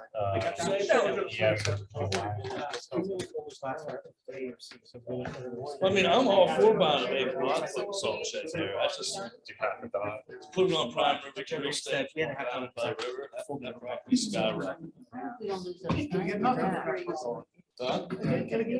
we put a park down there, increase the property value of that surrounding house. It's where at least parking, so they put the more people. I wish we had three at least. Okay, we can start again. Yeah, I think we're gonna get ready. Did everyone get their dots up? He used to practice or run his thing and ask These him. are my new ones. They don't look like different. I got them almost exact. But the progressive. they're kind of like- Once you find the way you gotta look at it. It's the first time I got progressive. I got time to pick a light up at work. I had a car. We always get them for Great stuff. job. I missed you. I missed some too, but I got them all. Yeah. what's the price on the alley? Yeah. First one. Exactly. Yeah. Okay. Oh, I didn't put the price. Yeah, some prices are very down, but a lot of it's. I was might be going to, covered by and I insurance. thought I could always. Oh, what's that? All right. Did everyone get their dots? How are in? you? Everyone up here? Good, good to see you. Yeah, thank you for coming. Smart. I think you're smart. Hey, hey, he's been down on the other side a couple times, and you know where you get locked in? Okay, so Well, what do you think? it seems like people here in person are all seated and finished putting dots on the papers, and there might be, a stray one coming in from online, but we'll handle that as it comes up. So we're not going to go over all of the, intense results. I'll just go around the room and maybe I'll get the mic and then and just tell you where some of the big projects are. Actually, Dave or Joey, if you can repeat it, I'll just, that way they can hear. Oh, us. yeah. Bunch on demolitions, Bunch on demolitions, bunch on code enforcement, a lot on code a enforcement. lot on code enforcement officer. Some on Just let it- technology for chambers. Few A on, lot on body cameras for police, a lot on full-time police officer. A bunch on part-time police officers. And a smattering here and there and all the other ones. so yeah, we got a few on upgraded technology in council chambers, letter N, is it Nancy? U, body cameras for police had a bunch. V, full-time police officer had a bunch. W, part-time police officer had a decent number. And then the rest, there's a few scattered here and there on probably a dozen or so others. So I think this was a good exercise, very useful. So I'll make a table and actually count dots and put it in a table and, make that available. Just so people know, where the dots ended up and, see how that fits a big picture as we move forward in the 2023 budget discussions. Christine, I was wondering if this could be left in the council lobby, perhaps for a day or two, for anyone who couldn't attend the meeting tonight to still be able to add dots at another time. So we can leave these up. I don't really want to move them because there are a lot of them and they don't fit in many places. If there's anybody who needs to come in, I'm open to it. They would just need to come and get their 4 dots from me, as opposed to bringing their own 4 dots and just so we know that everybody's voting with their preferences one time.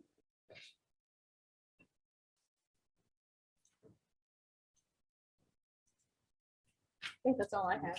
Thank you, everybody, for listening to the very long discussion of projects and for your participation in this. This was, it's informative, so thank you. Thank you for taking the time to do that. Yes, Christine. it was Yeah, very- thank you. it was It very- really, That was a lot of- really helps. That was a lot of And work. it's involving the town, the people, so that's Mhm. very good. It's very good.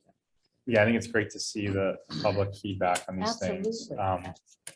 I think it's also good that we're kind of making a list of our priorities. Because I know in the past, we've sort of, chased grants and then figured out, what can we use or what can we spend that grant on? But I think the way it should work is like this, where people are saying what they want to see us invest in. And then, we can sort out some of the details later, at a later date on, where the money comes from and look for those grants, but to know what the, the whole town prioritizes collectively and council and mayor and staff. I think that's helpful in helping us decide what to prioritize for the budget next year and future years. So, if that's everything on that, that's everything on that That's all I have discussion for item? that, yes. Okay. Did anyone else from council or mayor have anything to add there? No, it was a very nice setup. And very informative how it was brought together. That everybody could see what's been going on, and now we can maybe prioritize some of the stuff for this year, next year, the year after, what we think, Mhm. could be. Certain things you have to do every year, you gotta pave every year, certain things you have to do. Mhm. Some of the extras, I think it worked out well, and Christine did a bang up job getting it all together. Thank you. Yeah, also, Very nice job. And it was nice to have the public here, that you could all be a part of it. Very nice. Thank you. for Plus, it coming. was fun. Yeah. It was fun. Was Yes, it fun. was fun. You're right, Rhoda. and some of these too, I know don't have dots. I know there's some projects. I don't know if everyone got all their projects in, complete the form to have this up on the wall, but this will be good guidance. And like Ray just said, some of these things are very much a priority, but I think that given only 4 dots, I think everyone's rising something to the top and you've only got 4. If I had 5 or 6 dots, I'm sure I'd have, a different spread of blue I'd see on the walls here as well for us to see, visually, but this will be very helpful for us. So can we still submit forms to you? Or are we locked out? We're done? These suggestions from council members? were closed out? No, we can still accept forms. I mean, we're not gonna redo this activity, but certainly we can continue to, but there's gonna be capital things that come up. There may be an emergency repair or a sort of emergency repair, or somebody just forgot to turn one in, and so then it comes in next week. But this at least, is starting the discussion and, sort of see if there are themes. And, kind of go from there. And the other question I had just for this discussion tonight is, are we gonna know when we receive ARPA funding, or are we gonna know if we've received approval for grants at any point now through late November, that we can expedite some of these other things up to the top as we remove some that are paid for? Yes, the second tranche of ARPA funding is being dispersed in July, I'm told, so there are only a few days left for that to happen. It has not yet happened as of yesterday afternoon. And then Matt has the schedule on the grants that we've applied for but don't know about yet. And I know some of those are, the award announcements are made in the fall. So it's just a waiting game to see what we're getting. Now, tomorrow night, I have a COG meeting. So I'll see, put my feelers out and see if we're gonna get any demo money or any money, period. Yeah, we're definitely not getting demo money. Yeah. That's a Well, no-go. if he submitted a second application though.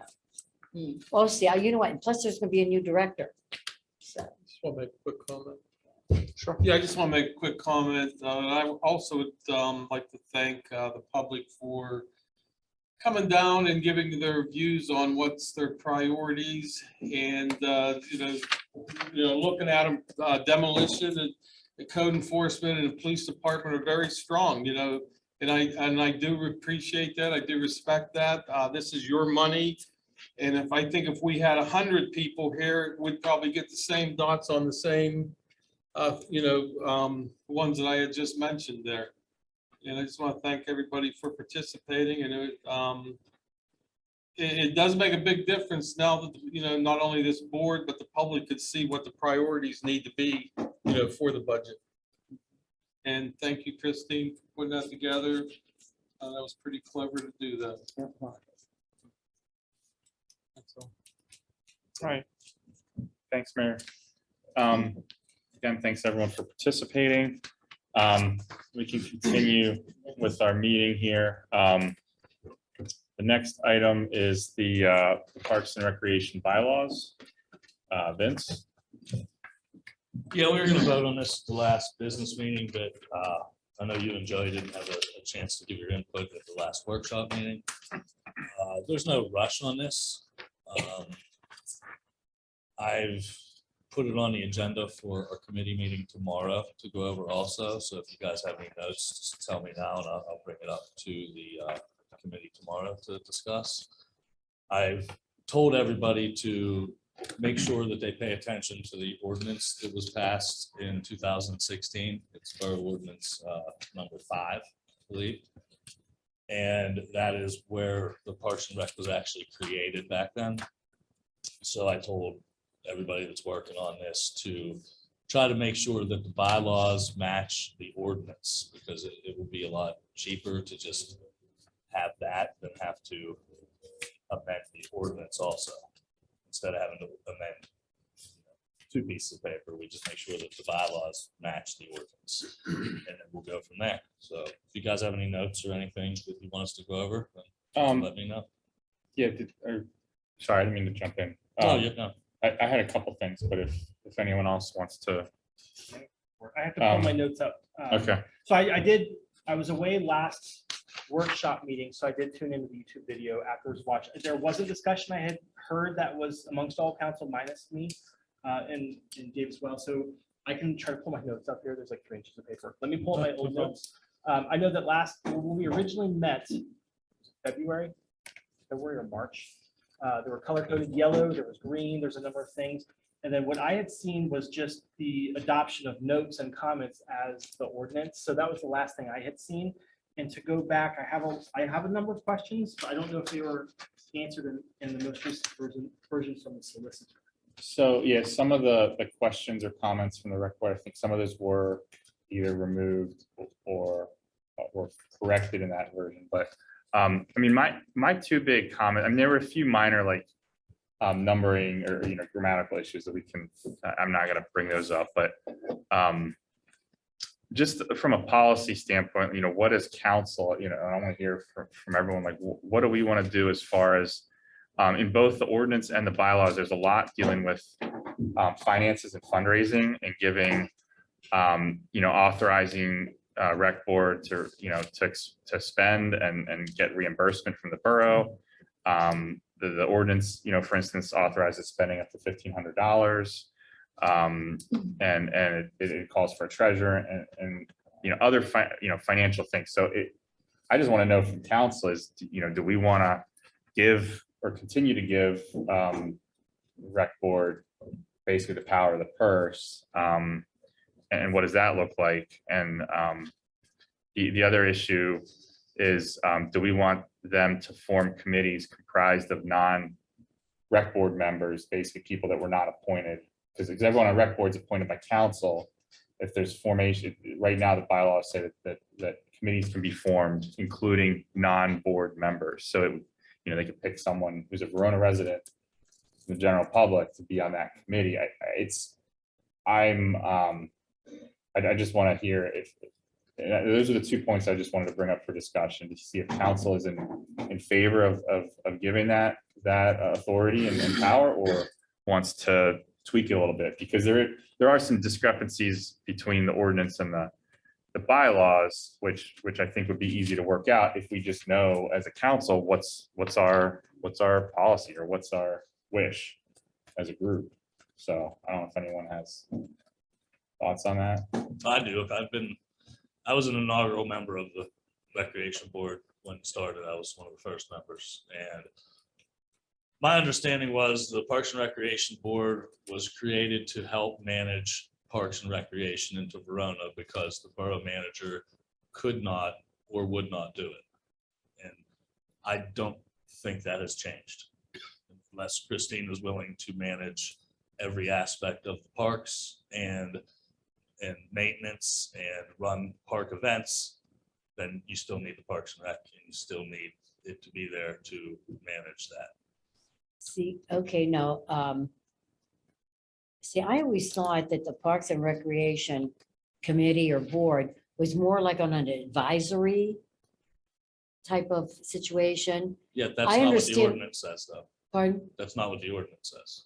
Yeah, That was made in 2016. right, see, I was, yeah. Yeah, and well, no, I think, Rhoda, I mean, I think that's the confusion we're trying to address by correcting Yeah. both of these documents, but I think my whole thing is let's step back from what it was before or Right. what's in the current draft. Right. What do we want it? Do we want it to be an advisory board, or do we want the rec board of 7 members directing and managing things that go in the parks? Because that sort of gets in the way with, directives of council potentially, and if and when we do have a borough manager, it could potentially conflict with their role in managing staff. So, Well, that's kind of misleading because a lot of the stuff in the bylaws and in the borough code says that the Parks and Recreation can make decisions with council's approval. So they can't just go willy-nilly and make decisions without council's approval.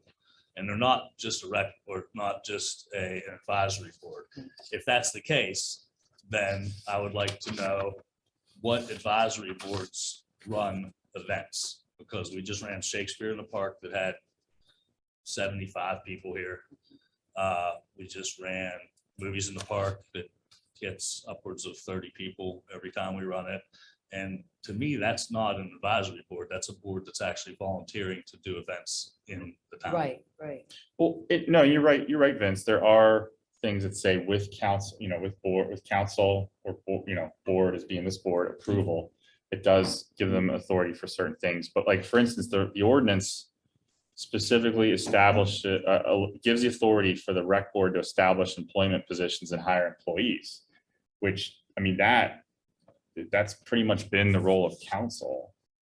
So there's sort of a conflict there. Who does the rec board get to hire, and who does council get to hire, and who has the final say? It also authorizes and directs the rec board to equip, operate, and maintain recreational places, and authorizes spending up to $1,500. So again, there's a little bit of conflict, I feel, with council's authority for spending or other borough staff's authority for spending. And I just want to clear up who's responsible for what. And if we need to make it clear that it's just, with council approval, that the rec board can do these things. And I mean, maybe that's one way to solve it. I just worry with the financial stuff that we get into a situation where the rec board is making financial decisions with taxpayer dollars. And I personally don't feel that I feel like that should be reserved for council and staff. But I mean, I'm open to other, Yeah. open to other opinions. Well, like, would hiring an employee, like Parks and Rec booked wrestling this year, last year, and the year before that. And when we hire wrestling, they're coming to provide a service for the borough. So that's technically like hiring a temporary employee for the town. The wrestling event? Yeah. No, I mean, that's But we're not- hiring them. But they're not an employee of the borough. Yeah, well, they're not getting a W-2 or anything, but that, I think that's my interpretation, that Parks and Rec is allowed to book bands or book events. I mean, yeah, that's a one-day event. So I don't see there's anything in there, or I'm not suggesting that the Parks and Rec can't plan events. But if we're talking about hiring borough employees, Oh, no, I don't. what benefits are they getting? What pay are they getting? Establishing positions. I mean, Well, that's a different discussion, because now you're talking about the borough code, and we're not talking about the borough code, we're talking about the bylaws. And like I said before, if we want to pay to amend them both, then that's a huge discussion that's going to take the better part of a year if we're going to amend the bylaws and the borough code that was established in 2016. So I would like to just stay on the bylaws, and in the bylaws, we have amended many areas where it said Parks and Rec had, I think we took out the fact that the borough code says that the Parks and Rec is allowed to hire employees. We took that out. Out of the bylaws. Yes, but it's not out of the borough code, but like I said, that's a different discussion. That was something that happened before. Yeah, I mean, I feel like the bylaws and the rec board ordinance kind of go hand in hand in setting the charter for the rec board. And I feel like if we're looking at the bylaws, we should consider the ordinance as well and just make sure that it's consistent with what council wants. So You want Parks and Rec? Because Parks and Rec are the ones who've been working on these bylaws. Or are you saying that you want them to also work on the ordinance? Well, I mean, because I think that's council's job. I want to hear what, I mean, Parks and Rec is welcome to work on that and make a recommendation. It's confusing to me because I know that there's a number of things that happen in years before, including 2016. I wasn't here. I'm sure half the people that adopted this are not here right now. So there's lots of things, as we saw earlier today, with the budget, like we're working towards making better. The whole idea of the organization and their volunteer capacity and the intent, like I'm 100%. I know where their heart is on those things. Where I do have issue with this, and I don't want to just say to myself and with a blind vote of confidence, say, yeah, it was passed in 2016, so we're going to keep moving forward.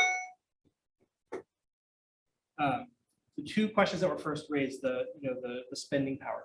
I don't want to see that go beyond us. I don't want to last minute call, we need a PA system. Last minute call, we need lighting. We need more lighting. We need to have all these things that might need to, with a successful event, have to kind of snowball into things that were unexpected but required. So I don't want the spending. And you can see we got a lot of things we have to consider, and I don't want the power of any dollar to go further than this council. So if the language throughout is with the approval of council, then it's advisory. I'm fine with that, but I don't want it to be pressured last minute where a decision had to be made. It's a vote over the weekend or overnight because the event's happening tomorrow or next week. So the power of the purse, I'd like to stay within council because we're responsible for everything that goes out, which is it's one of the toughest things we do. The second piece, I'm not in agreement with the subformation of anything.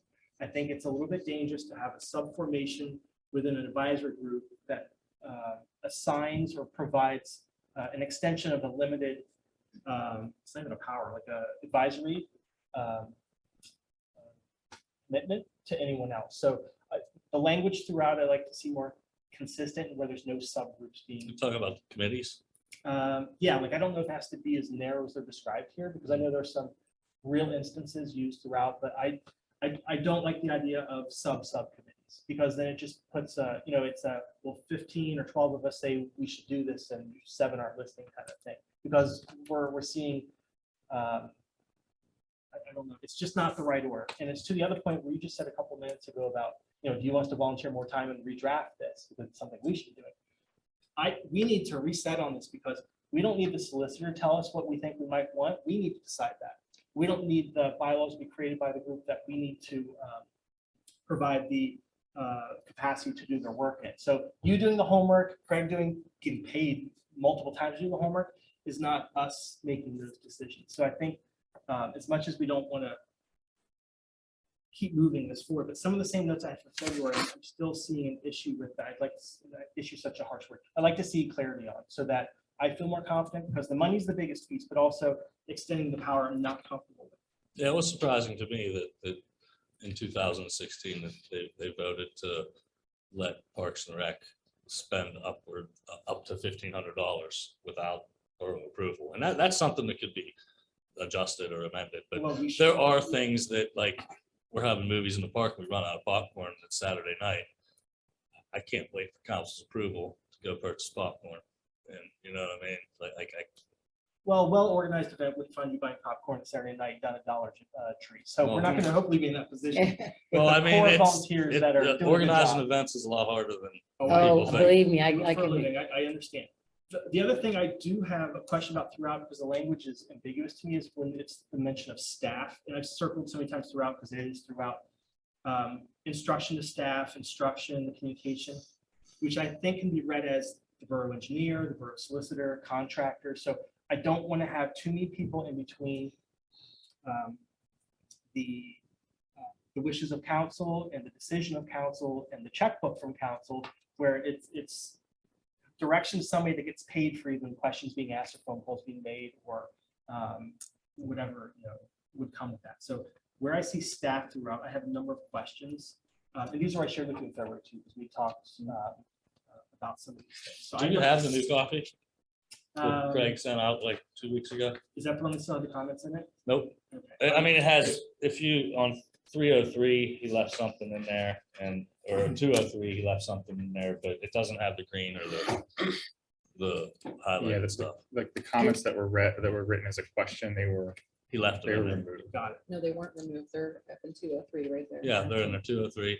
And then there's another one on. Oh, maybe that's the only one. 309's one. Okay, so having Okay. not skipped because I wasn't here, I was with family, but having not been here for workshop, this is what I would have brought to workshop last month to share. So I want to share those with council tonight.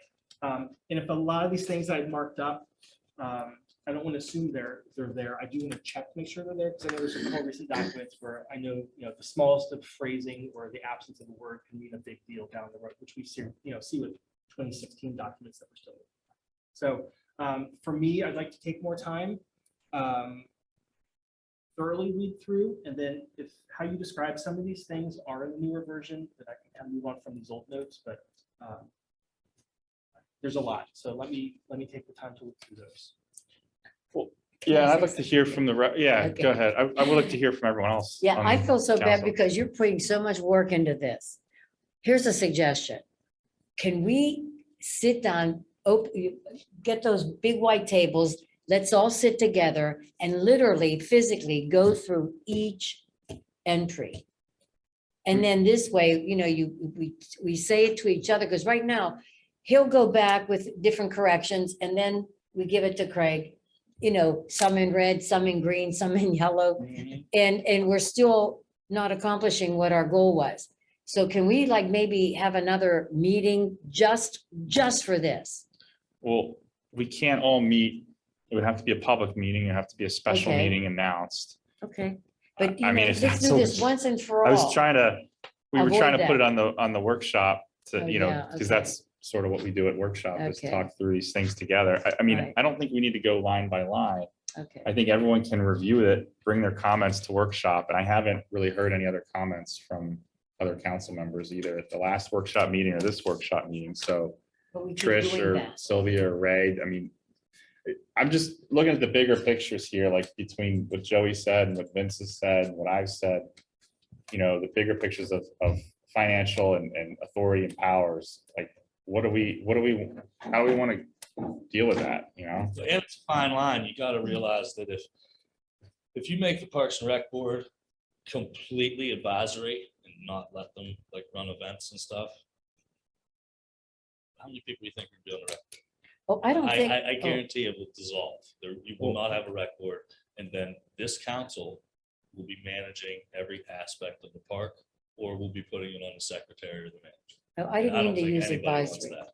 I Okay, don't like that ultimatum because I think if we're asked from what I'm offering, because we still have 4 other members, 3 others. So it's not an ultimatum. It's a No, suspicion Well, that I the think that's the what's gonna scenario happen. though, because if the power of spending money or if the authoritative power is a challenge to a group that would then dissolve, that's not a good gesture on a community group that's volunteering to do what they do.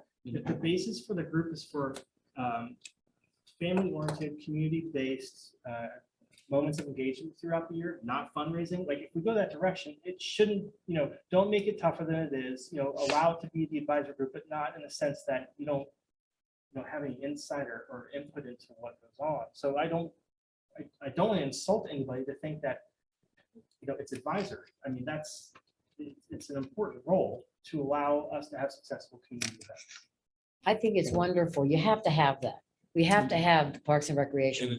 And it's not just advisory. I have to correct you. No, on no, that. take that word The away. first section of the code or of the ordinance says the Borough of Verona has the authority to establish a recreation board in order to supervise and maintain recreational places within the borough. That is the first sentence of the code.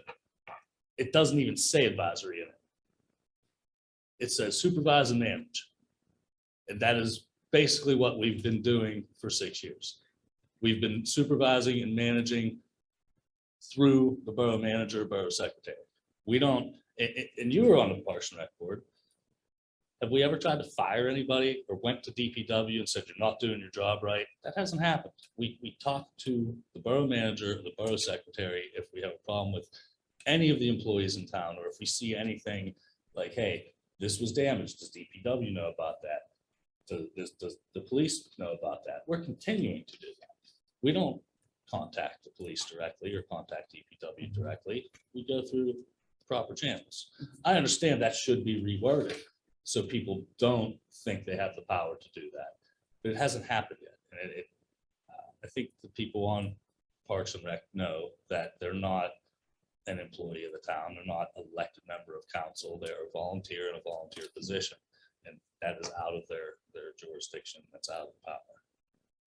And I think it's an important integral part to have in a borough. We have to have Parks and Rec. The ordinance Because was he brings modeled us- after other ordinances from like Oakmont, Lawn Oxley. Right. So this ordinance is in other towns, worded Right. almost exactly like. this. So I would like to hear from Trish, Sylvia, and Ray. Yeah, I'm going to interject. I think there's definitely a compromise to be made regarding this first point that Dave brought up. And what Vince is trying to state, also as inaugural board member, that ownership that was kind of given to the board is something that the board takes a lot of pride in. And while I think that council and the borough as a whole has come in a different direction, a much more thoughtful, managed, and planning oriented direction, the board that we have still would like to have some component of that is not, as you know, we're already saying, firing staff, but still having some connection with the staff and some autonomy to be able to carry out some things that would honestly make the borough just as efficient as possible. That's everyone's goal, is just to make our parks great and to make the borough as efficient as possible. But I wanted to speak a little bit more to what I thought would be the less complex issue until Joey brought up a few points, which was the issue of subcommittees. The reason that we started doing that was really because we are blessed in Verona. We have a lot of great people from neighboring communities that want to get involved, that want to help out, that maybe have a unique specialty in X, Y, or Z. Maybe they know something very specific about pickleball, or a native R versus a native plant that would be great in said location in Verona. And that's why we started to incorporate people who couldn't join the board officially because they're not a Verona resident as per bylaws, but they still had something to add and really wanted to have, again, a sense of ownership in the community. So I really think it's important and powerful to have a way for residents to get involved in parks and recreation that kind of acknowledges their efforts so when they can't actually join the board. And I don't think there's any downside to that. They wouldn't be, you know, making a decision or a recommendation, well, a recommendation with, you know, the 7 Verona residents that are on the board, but there's nothing to be lost, I don't think, from allowing people to participate in such a way as the subcommittees do allow. So those are just my thoughts on that. We definitely probably need more discussion on number 1. Thanks. Thanks, Trish. Ray? Truthfully, I read over the green and yellow, with all the green and yellow highlights, and I was getting really confused on which was to stay, which was to change, which was recommended. I didn't see the new one that Craig sent out. I'll have to go back to my emails, and I'd like to read that with the changes in it. I'm not saying it wasn't sent to me, I just missed it then.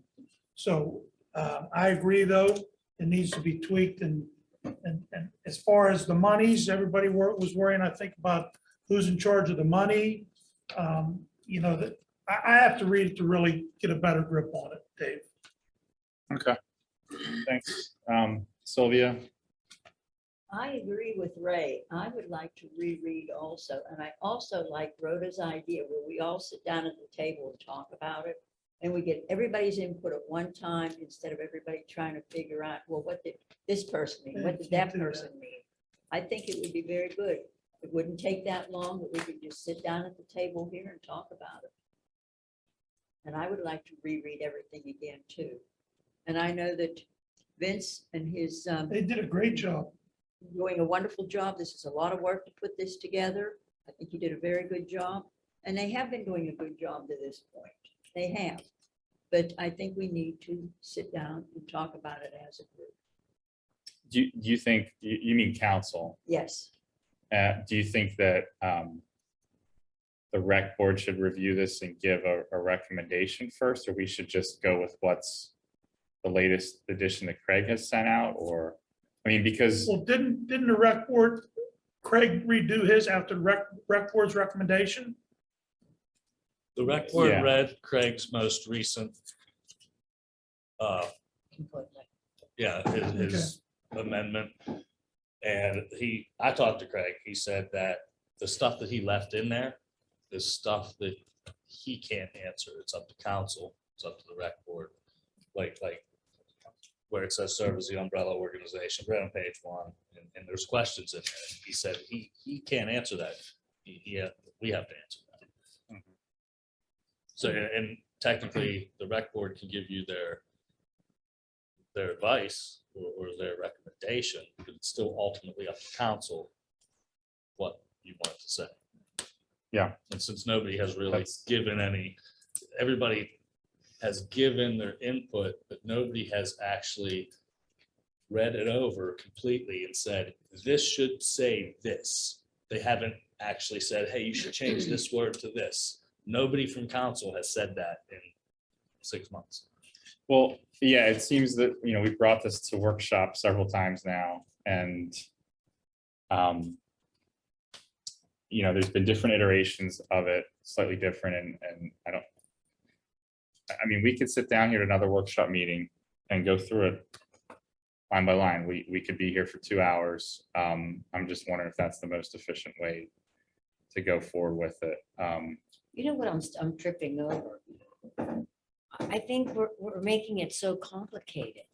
Can't we simplify this? I mean, do we have to have like 5,000, entries on the ordinance or on your ordinance or your description? It just seems like we've complicated Parks and Rec committee. I mean, it's a wonderful thing. You have to have it so we have activities, but do we have to get so technical? I mean, it's a committee, It's a board. like an adjunct committee from the council. That's all it It's is. a board. In the It's a ordinance, board. it's a Well, board. yeah, okay, a board, yeah. That's to the point I said a couple months ago where I thought it needs to be right sized for us because, to the detail that we have all the instances in here.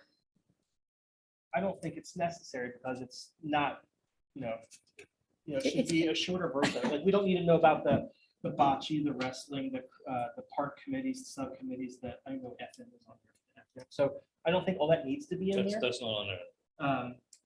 So to be fair, I'm gonna have to go through the most recent version, not the second source. Yeah, I don't a lot of have stuff it. you guys are talking about has already been fixed. Okay, well, thanks for giving me grace. 'Cause we have to Oh, read through yeah. that and take- So- and To make hopefully it's not everyone's life easier. interrupting the work your group's already working towards, as you're doing things. Can I address your question about committees? Yeah. The reason Parks and Rec has committees is because you run events. If we run a big event and only there's a 7-person board, most of the time there's 6 or 5 people because we had a lot of Actually work, vacancies. For 5 people to run a big event is ridiculous.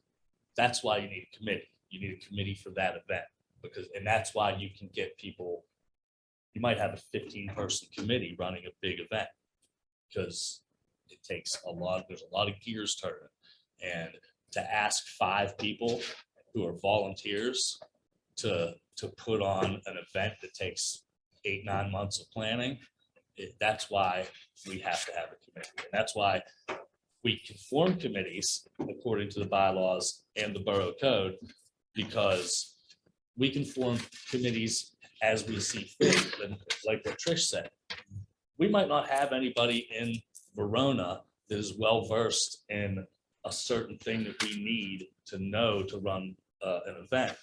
But somebody from Oakmont or Penn Hills might say, you know what, I'm willing to volunteer to help. And we can say, great, we're gonna put you on the committee. That's why we have committees. And I understand it gets confusing and it's a lot of people, but it takes a lot of people to run events like that. And if you want Parks and Rec to run 8-9 events a year, we need those committees because and it's not an ultimatum. It's just, I know that the people aren't going to be able to do the amount of work to run the events that we're currently running. And if you take away the ability to make committees and take away certain powers that Parks and Rec have, then those events are going to stop happening. See, I didn't think committees were a big issue. I didn't I think didn't that was a either. big issue with I'm this. just talking They to the- just to the discuss detail. stuff. Yeah. It's just to the detail. Yeah. And like you said, there's a newer version that doesn't have that up here. But to that point, though, if we have only so many people in the community, it's an 80-20 thing. 20% of people are going to do 80% of the work. Where I do have a caution, this is a great instance. You have someone that really knows how to head up something, but they're from Plum, and someone that's really good at this, but they're from Oakmont. You have someone else from Penn Hills. We have a couple of people from Verona. I don't want anyone from Plum, Penn Hills, or Oakmont spending our money because they were allowed permission through paragraph 2 in article whatever, and that's. Well, they're not on, committees aren't allowed to spend money, only, according to the borough code, only Parks and Rec.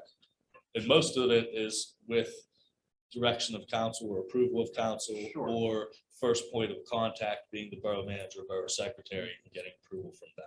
Right.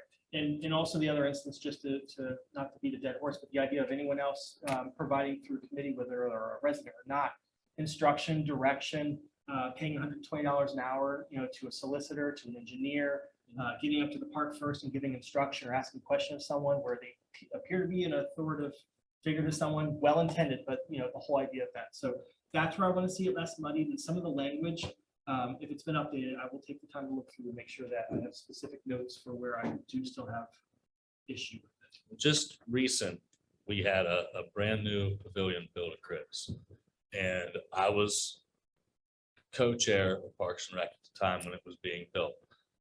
Nobody on council wanted to do what Parks and Rec had to do. We had to pick the colors of the building. We had to deal with the borough engineer to pick up soffit, fascia, the color of the block. And nobody on council wanted to or did do it. So, That's not accurate. well, who did? Council Council decided. put me in Council charge of being the, Council offered rec board to make a recommendation to council. It wasn't that council didn't want to do it. they said in a meeting, they wanted Parks and Rec to do it because they didn't have time to do it. And I was the one meeting. I was with involved with Matt. that, Vince. I know. It's not accurate, but It is. okay. Anyway, so it sounds like, are we all in agreement? We want to put this on another workshop and hopefully everyone has a chance to read it beforehand and come prepared with comments. Well, I think we have to go over, it, but I think it's very important to have Parks and Rec. You guys do a lot.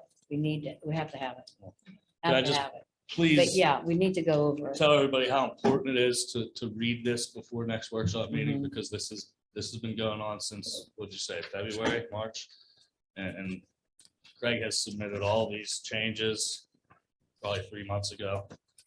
That highlighted paper was obsolete probably 3 months ago. Well, the June one wasn't accurate, which is the most recent one I had. So what was provided in July or It's the earlier this same month? thing. It's the Well, same thing. none of I the have same to errors, get, so- yeah, I didn't- Well, no, that highlighted version was not given my out old in notes. June. It was before.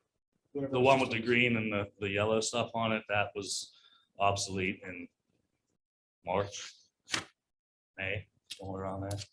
Christine, can we reissue that? I can reissue it. Yeah. I mean, so Craig has issued the newest version a couple of times, but there are still some things that are, the question marks in there that are things that he can't decide. So, Right. I mean, I can resend it to everybody. I hate to put more work on you. Craig sent it out right after the last workshop meeting, like Oh, that I'm night. sure, yeah. And Well, Right. do we have to wait till next workshop? Can we just all get together before? And then by next workshop, we're ready to go? We'd have to announce a special meeting and schedule a special meeting because we can't all meet per the Sunshine because Act. you We have to- cannot all yeah. meet just on a whim. True. That's true. We can't do it in private and we I can't don't do have it. Or at least it would be, we can't do this in under executive session. We could do it in the public, but it would have to be announced and there's rules. I really think that is excessive for this. I think hopefully if everyone comes prepared with their comments after reading it, think of what are your key points? What do you want to see? Article and paragraph. article, make a list, come prepared, be ready to discuss it. I was hoping we could do that tonight, but, so we'll push it off to the next workshop and go from there, if that's okay with everyone. So, all right. Vince, I apologize for not being prepared. I do too. I'm really guilty. did. I dropped the ball on this. All right. I mean, we have a lot of other stuff that's Well, so very this is, important. Like I said, this doesn't, it's already in place. We've already been working for No. 6 years on it. It's not, it's important to get all the loose ends tied up. But there are other priorities in the borough that kind of made its way to the front. Yeah, I mean, I'm not saying we have to do it in August necessarily. We could table it to, after we're done with the budget. Yeah, I or- know the budget is. the number So one priority. that's my only concern, is that there's gonna be more budget discussions and, so. Yeah, future workshop, I'll leave it at that. The next item, I think you had, Vince, was the text alert messaging. Yes, this past weekend, we had a microburst, is that what they're calling it? Something hit Verona, high winds, knocked some Oh, trees yeah. down on Fourth, knocked trees down on Jones Street, I believe. The alley at Third Street, tree knocked down. I had lost power for a whole day. Oh We my got it back gosh. at night. I believe Fourth Street lost power for almost 48 hours, is that correct?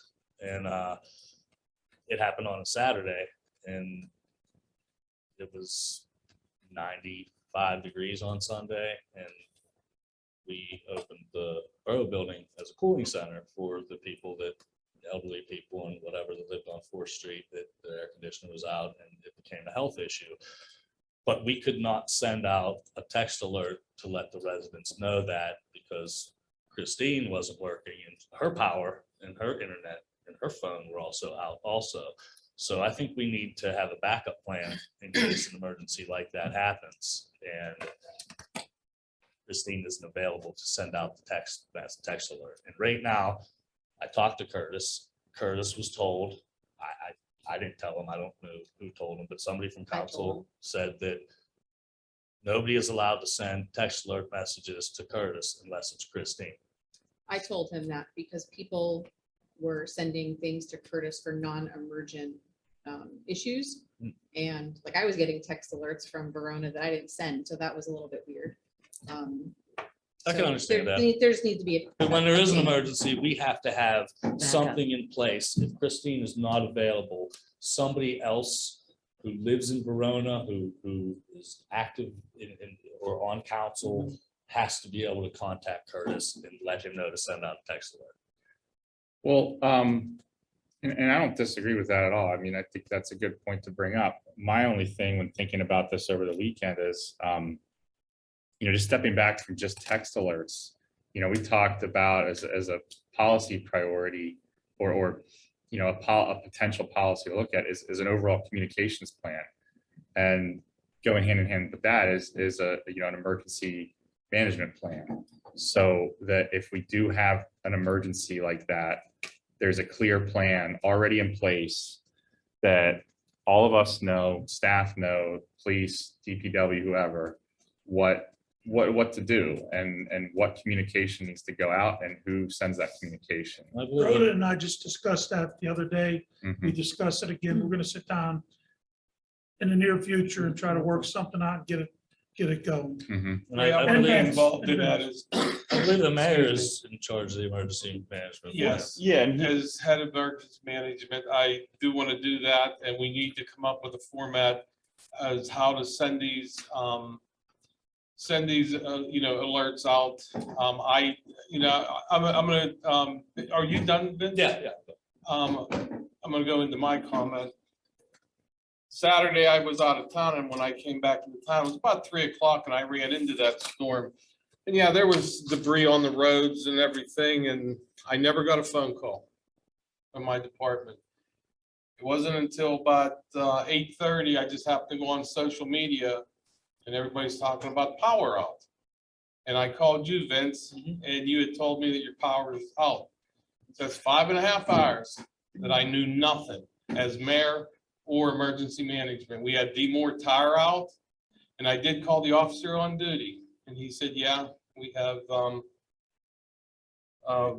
power outage. I got in my car, it was 9 o'clock, and I went down Jones Street, and Duquesne Light was there. And I told him who I was, and he said, just give me 1 minute. And he yelled up and said, we're ready, to the guy up in the bucket. And he put the switch on, and the lower Verona lit up. And then I went up to 4th Street, and it was all dark. One half of 4th Street, not all of 4th Street, from South to Church Street, and 2 houses beyond that, 3 houses beyond that, on the Verona side. Penn Hill side was out also.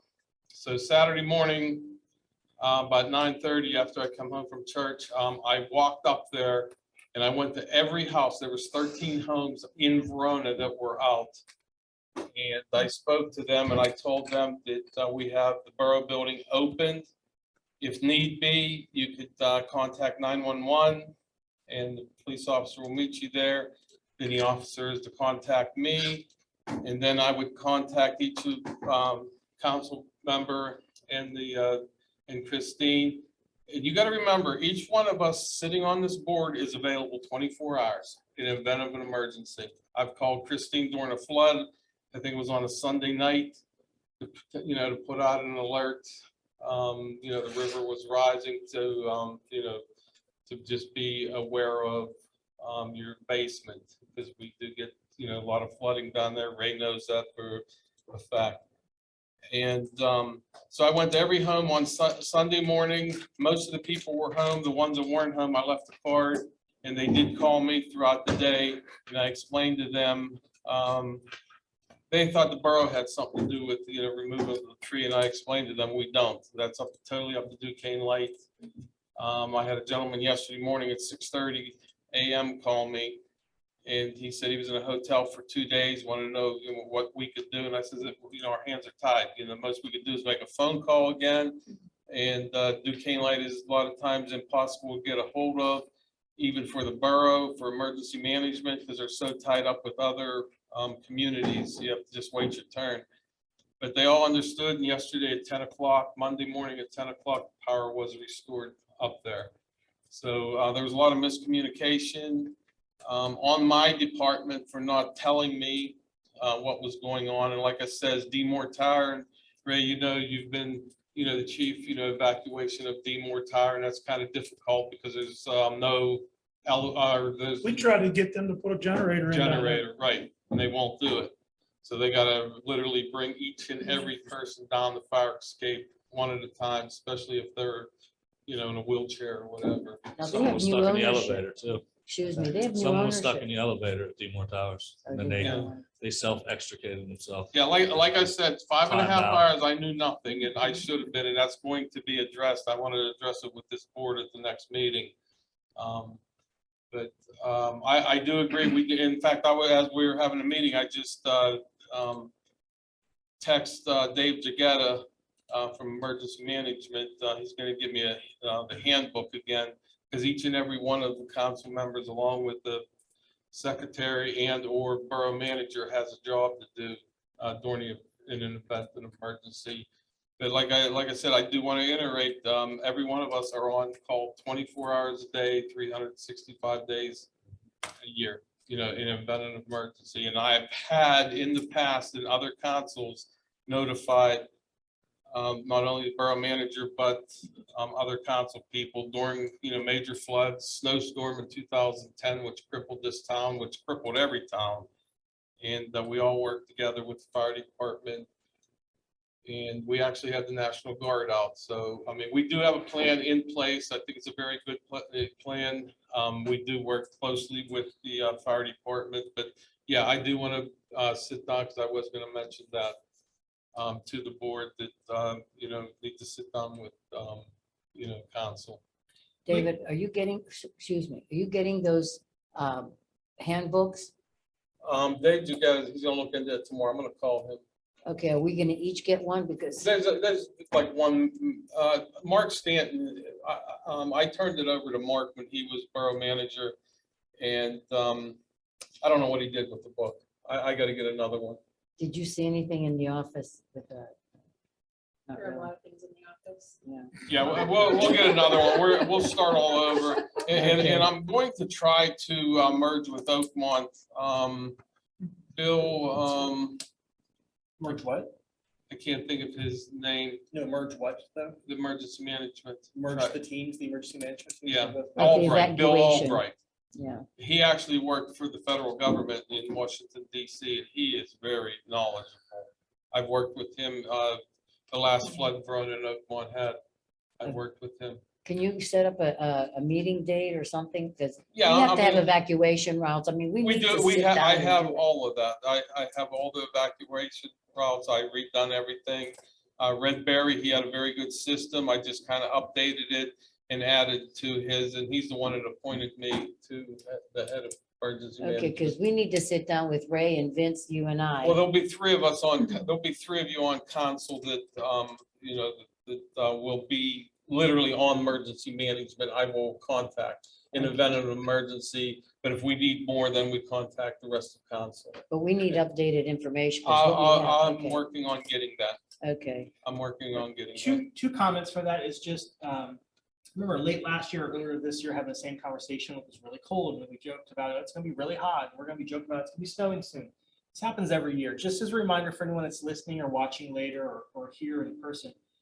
This is always available, you can always call 911, doesn't matter if it's 95 degrees and electricity's on, or 5 degrees and electricity's off, you can always call 911. Thanks for knocking on doors. I know we can't knock on every door, all of us at all times. You said you were out of town, but it's been in the newsletters, I believe, about warming stations, cooling stations. Yeah. It's been, you know, on our webs, it's everywhere. So just if you have friends, neighbors, elderly, just reiterate. It doesn't matter what year it is, what month it is, what the conditions are, or circumstances, call 911 and, you know, the borough is available for everyone. Yes. The other thing I want to mention is that I know months ago, I mentioned with the communications committee to take a look at drafts of, Vince, would you say microburst this last time? I think it's So, available. You know, strong winds, if we have a flood, if we have extreme heat, or if we have blizzard circumstances, the communications committee needs to draft something that's under however many character counts, spell check it, approve it, and just have those banked. And if it's, hey, someone get a hold of, you know, the text alert system guy, and all of a sudden whoever does our service at that point does the blizzard one or the extreme weather one or the electricity's down. Our job is to have the things we have as amenities for us as a community. The job of the utilities, the services you pay for and the service they provide, they're cutting down the trees, they're doing the things they do 24 hours a day, 365 days a year. So, you know, I don't, you know, I'll fill sandbags and block water if we have to, but like, there's also times where like Duquesne lights on and we're doing things. And like you said, Mary, you're told like, we're going one community to the next. So it's the patience and understanding of Right. everyone. And no one wants to be stuck in an elevator. Nobody wants to be stuck in their home, but it's not my fault. It's not your fault. It's just, we have things set up. We just need to clean them up and have them ready, because they should be just, you know, up, do the flood one, up, do the snow one, do the extreme heat one, and they're done. So we're not after the fact talk about what we could have done. I just want to make sure we have a backup plan in case Christine is not in the office. or Most not definitely. available. We need. yeah, we will, we do. will Those do it. drafts would be a good instance, but if there's something that's one off, I'm sure there's something we can have a place, you know, to- Well, yeah, I mean, I think the policy should be like a comprehensive communications plan, because the text alert isn't the only method of communication. There's the website, there's Facebook, The there's. communication plan that's a huge plan. Whenever you But want to meet. Ray, we don't have one at we'll all. meet. I know. So And we need to will start work on that it. at some We point. will, On the yeah. communication part. And There'll then be the 4 of emergency us on management it. plan, maybe we need to update that, you know? And don't That's do it around not- the social media or the whatever, like, don't have a MySpace plan, because it's gonna expire very quickly. Don't have a TikTok, you know, thing we're gonna. Right, right. Have the communication plan for web, have the communication, you know, for text or phone alert and voicemail. So don't get stuck in the means of communication. I'd say focus on the communication, and it should be quick and easy. And in fact, I get community alerts from the community I used to be in, and like, they're really good, they're really clean. You know, 4th of July weekend. So remember, your trash is being picked up on Thursday, not Wednesday. Like, so those things are even easy to bank. Just, they need to be drafted. They need to be provided to all council. We need to approve them and just have them there. I think the emergency management plan is something that's by Allegheny County, is that correct? Yes. it's run Yeah, so by the we county. can't really mess with that. No, That's, you don't change that. Okay, that's- so, well then, maybe I misspoke, but like having an emergency component, like emergency communications, if we need to communicate out using our methods of communication, what are we doing in an emergency? Who's doing that? So maybe Sylvia, is that something your committee could take a look at and come up with a draft to bring back to council? And we were talking about that before the meeting. Okay, Let me know when you do meet. Tomorrow. Yeah, well, that's what You're gonna Vince be and Ray and I discussing that? said. we'll I don't meet. know, it's still Sylvia's Well, committee. that should be a kind of a separate thing. Oh, you mean their committee? I was thinking of the emergency management. but- Well, that also, yeah. with Well, Ray and- the communications committee meets tomorrow, and the public safety committee meets the last Monday of the month. We'll get it. okay.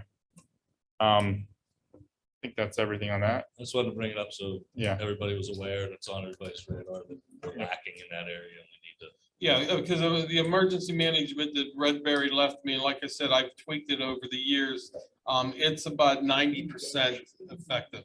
We just need to tweak a few things here and there. Well, your schedule is crazier than ours. Why don't you set a date and then we can meet? Ray and Vince and I can meet you then.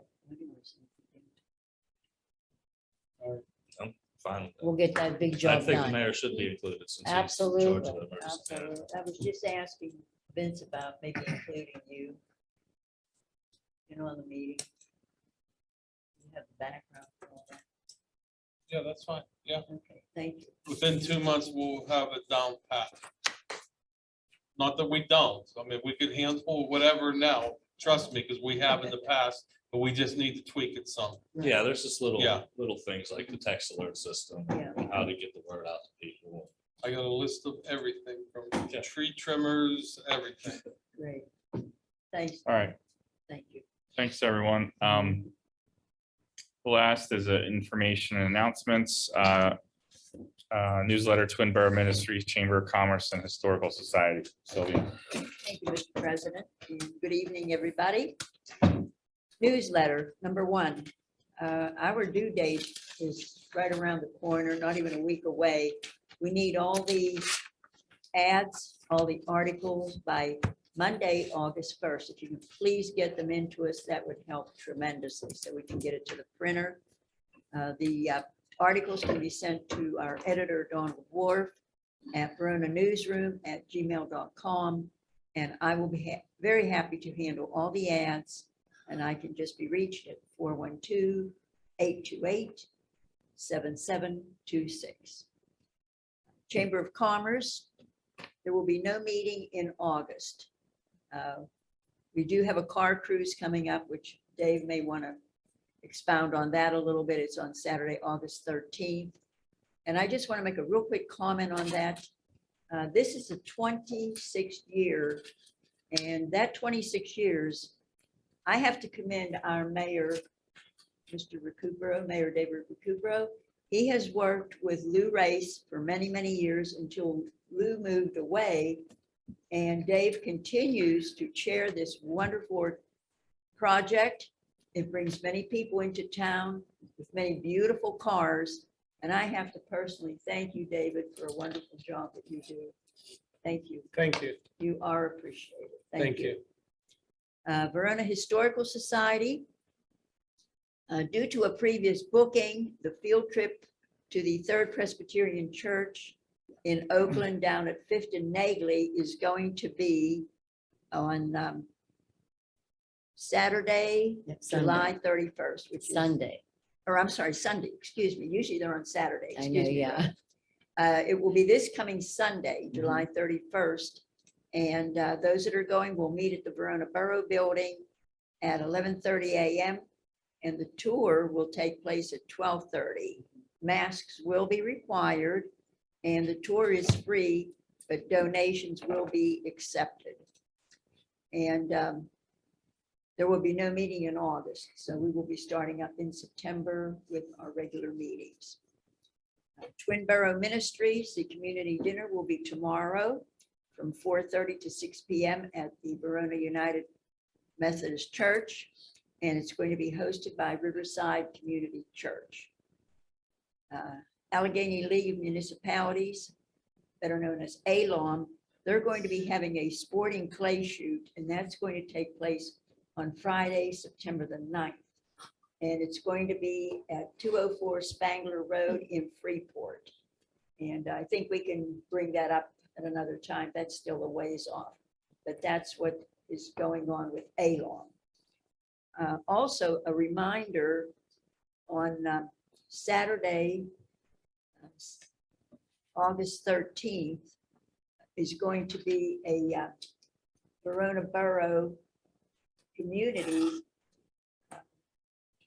I want to call it a flea market, but it's a street sale where people can put out their goods and there's no charge for it. But you do have to let Sarah McGonigal know, who is with the event center here in Verona. She is handling the reservations for that. So you can go to the website, or excuse me, Facebook, and you can sign up because there's going to be a map, and that map will be available at Mechanic Coffee Shop that morning, starting early in the morning. So you may want to contact her and get yourselves on there. It'll be a fun time, and your junk will be somebody else's treasure. So we all want to get together and do it. And I believe that is it. And if you have any comments or questions, I'll be glad to take them. And if not, this concludes my reports, and I thank you. Thank you, Sylvia. Yes, sir. You're welcome. All right, lastly, council will hear comments from the public at this time. Please approach the podium or raise your virtual hand. Clearly state your name and address and limit your comments to 3 minutes. So looking online, we don't have any virtual hands raised yet. And in person, we have one resident approaching. Hi, Dr. 222 Arch Street. I would like a question regarding the budget bill with the docs. Does it make the difference if that particular project is already committed to? Your microphone is off. Somebody said if you can turn off these things. Sorry. Okay, there, is that better? Yes. Okay.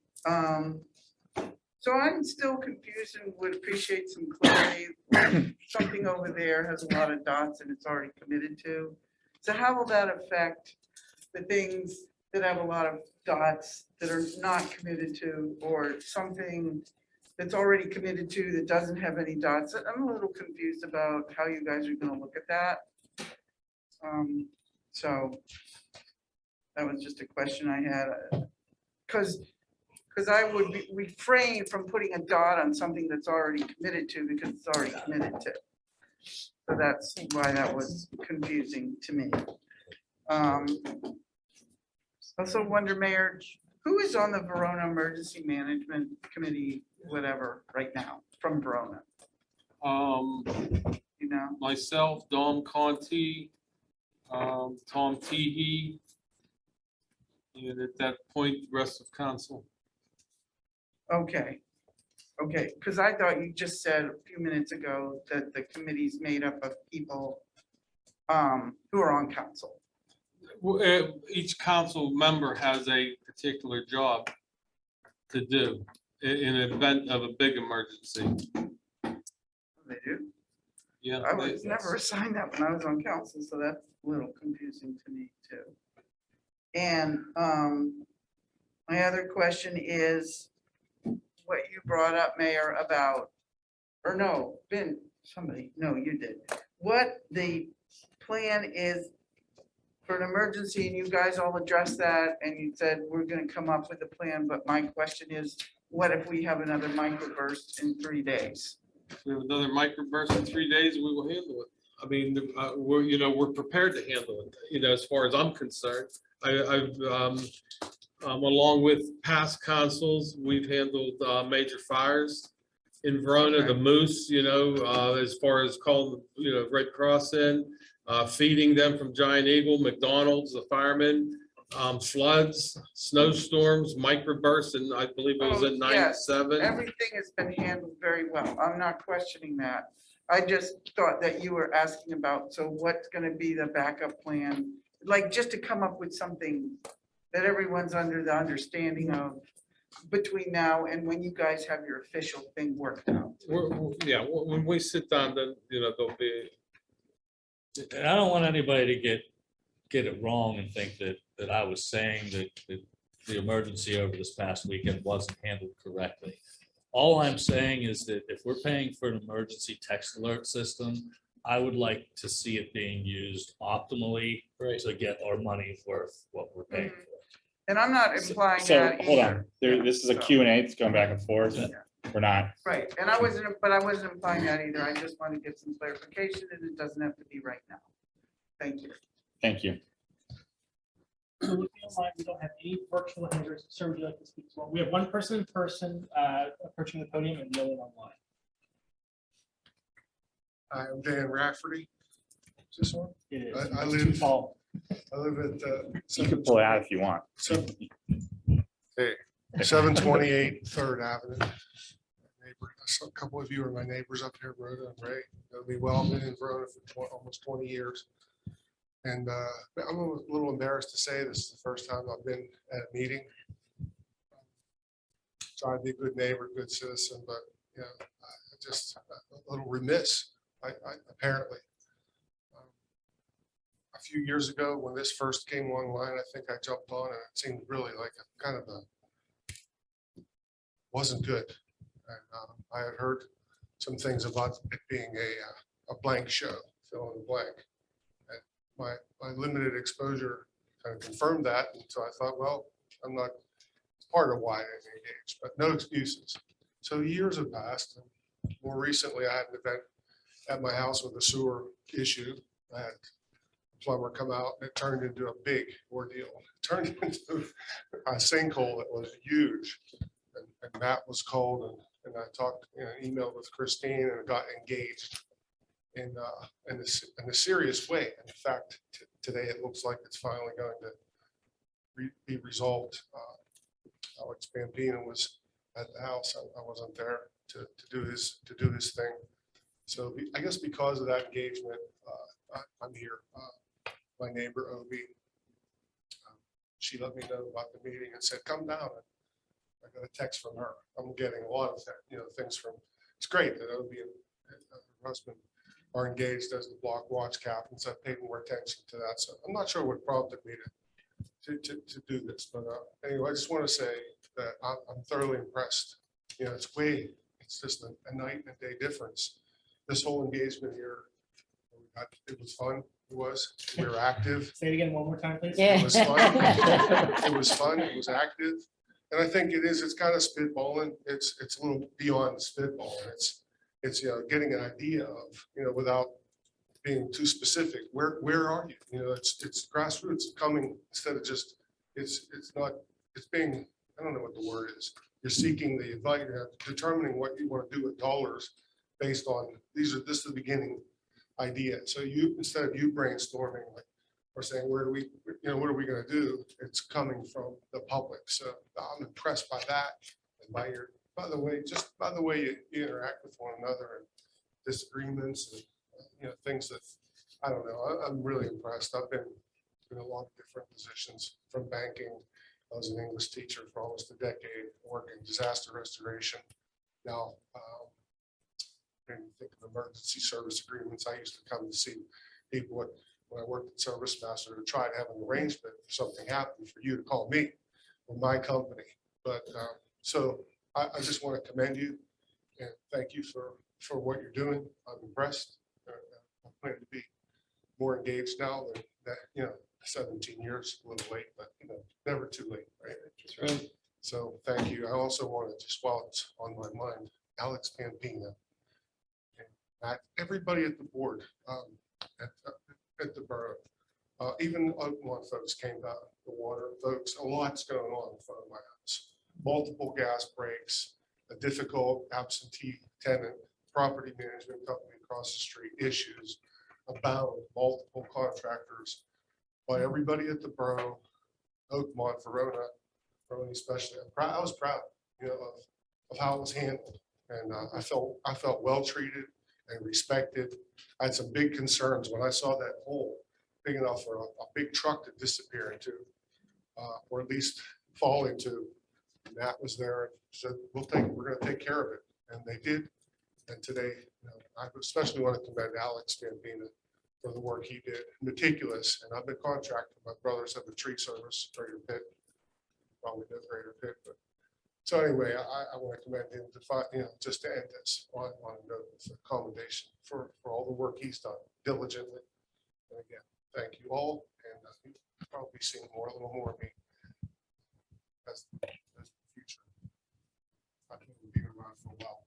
I lived it for 9 years. I rented a house at 727, and my folks, my friends Ray and those guys, I remember saying to those guys, hey, I got good news and bad news for you, like 10 years ago. Well, what's the good news? Well, what do you want first? I said, well, depends on how you feel about me. Ray was like, what? Spit it out, man. I said, well, I'm moving.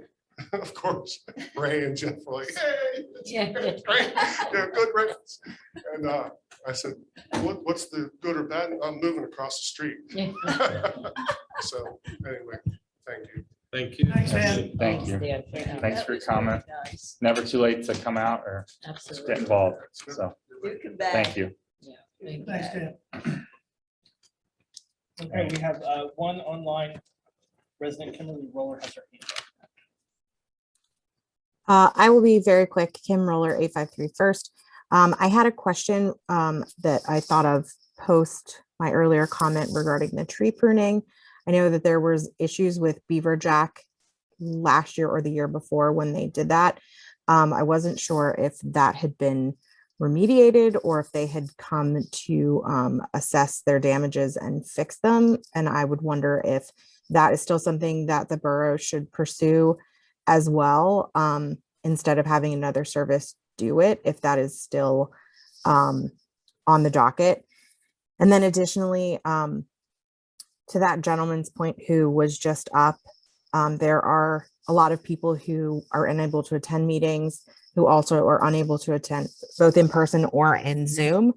And I'm wondering if you're going to perhaps put on the borough website this list of potential capital improvements and allow residents to submit like a Google form or a Jot form or, email us your top 4 or, whatever that case may be, just to gather a little bit more information as you prepare your budgets so that we can, continue to be a little bit more transparent towards maybe people who are unable to attend the meetings, but would like to participate and know what's going on in the borough. Thank you. We have no other questions online. Thank you.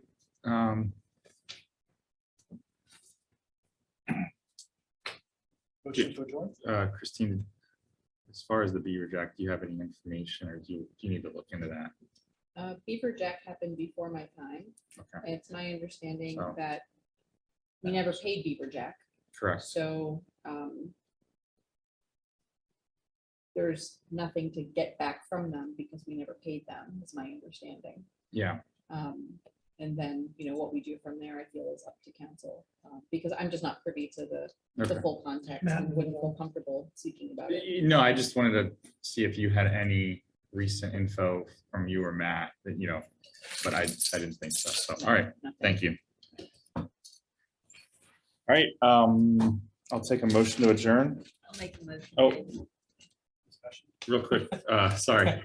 Ray, did you still need an exec for personnel? Not now, thank you. Okay, so first by Sylvia, second by Everybody. anyone? I'll do it. Second Yeah, there you go. by Ray. Any questions or comments? All those in favor, please say aye. Aye. Motion passed. Good evening, everyone. Thank you. Have a great night. You also.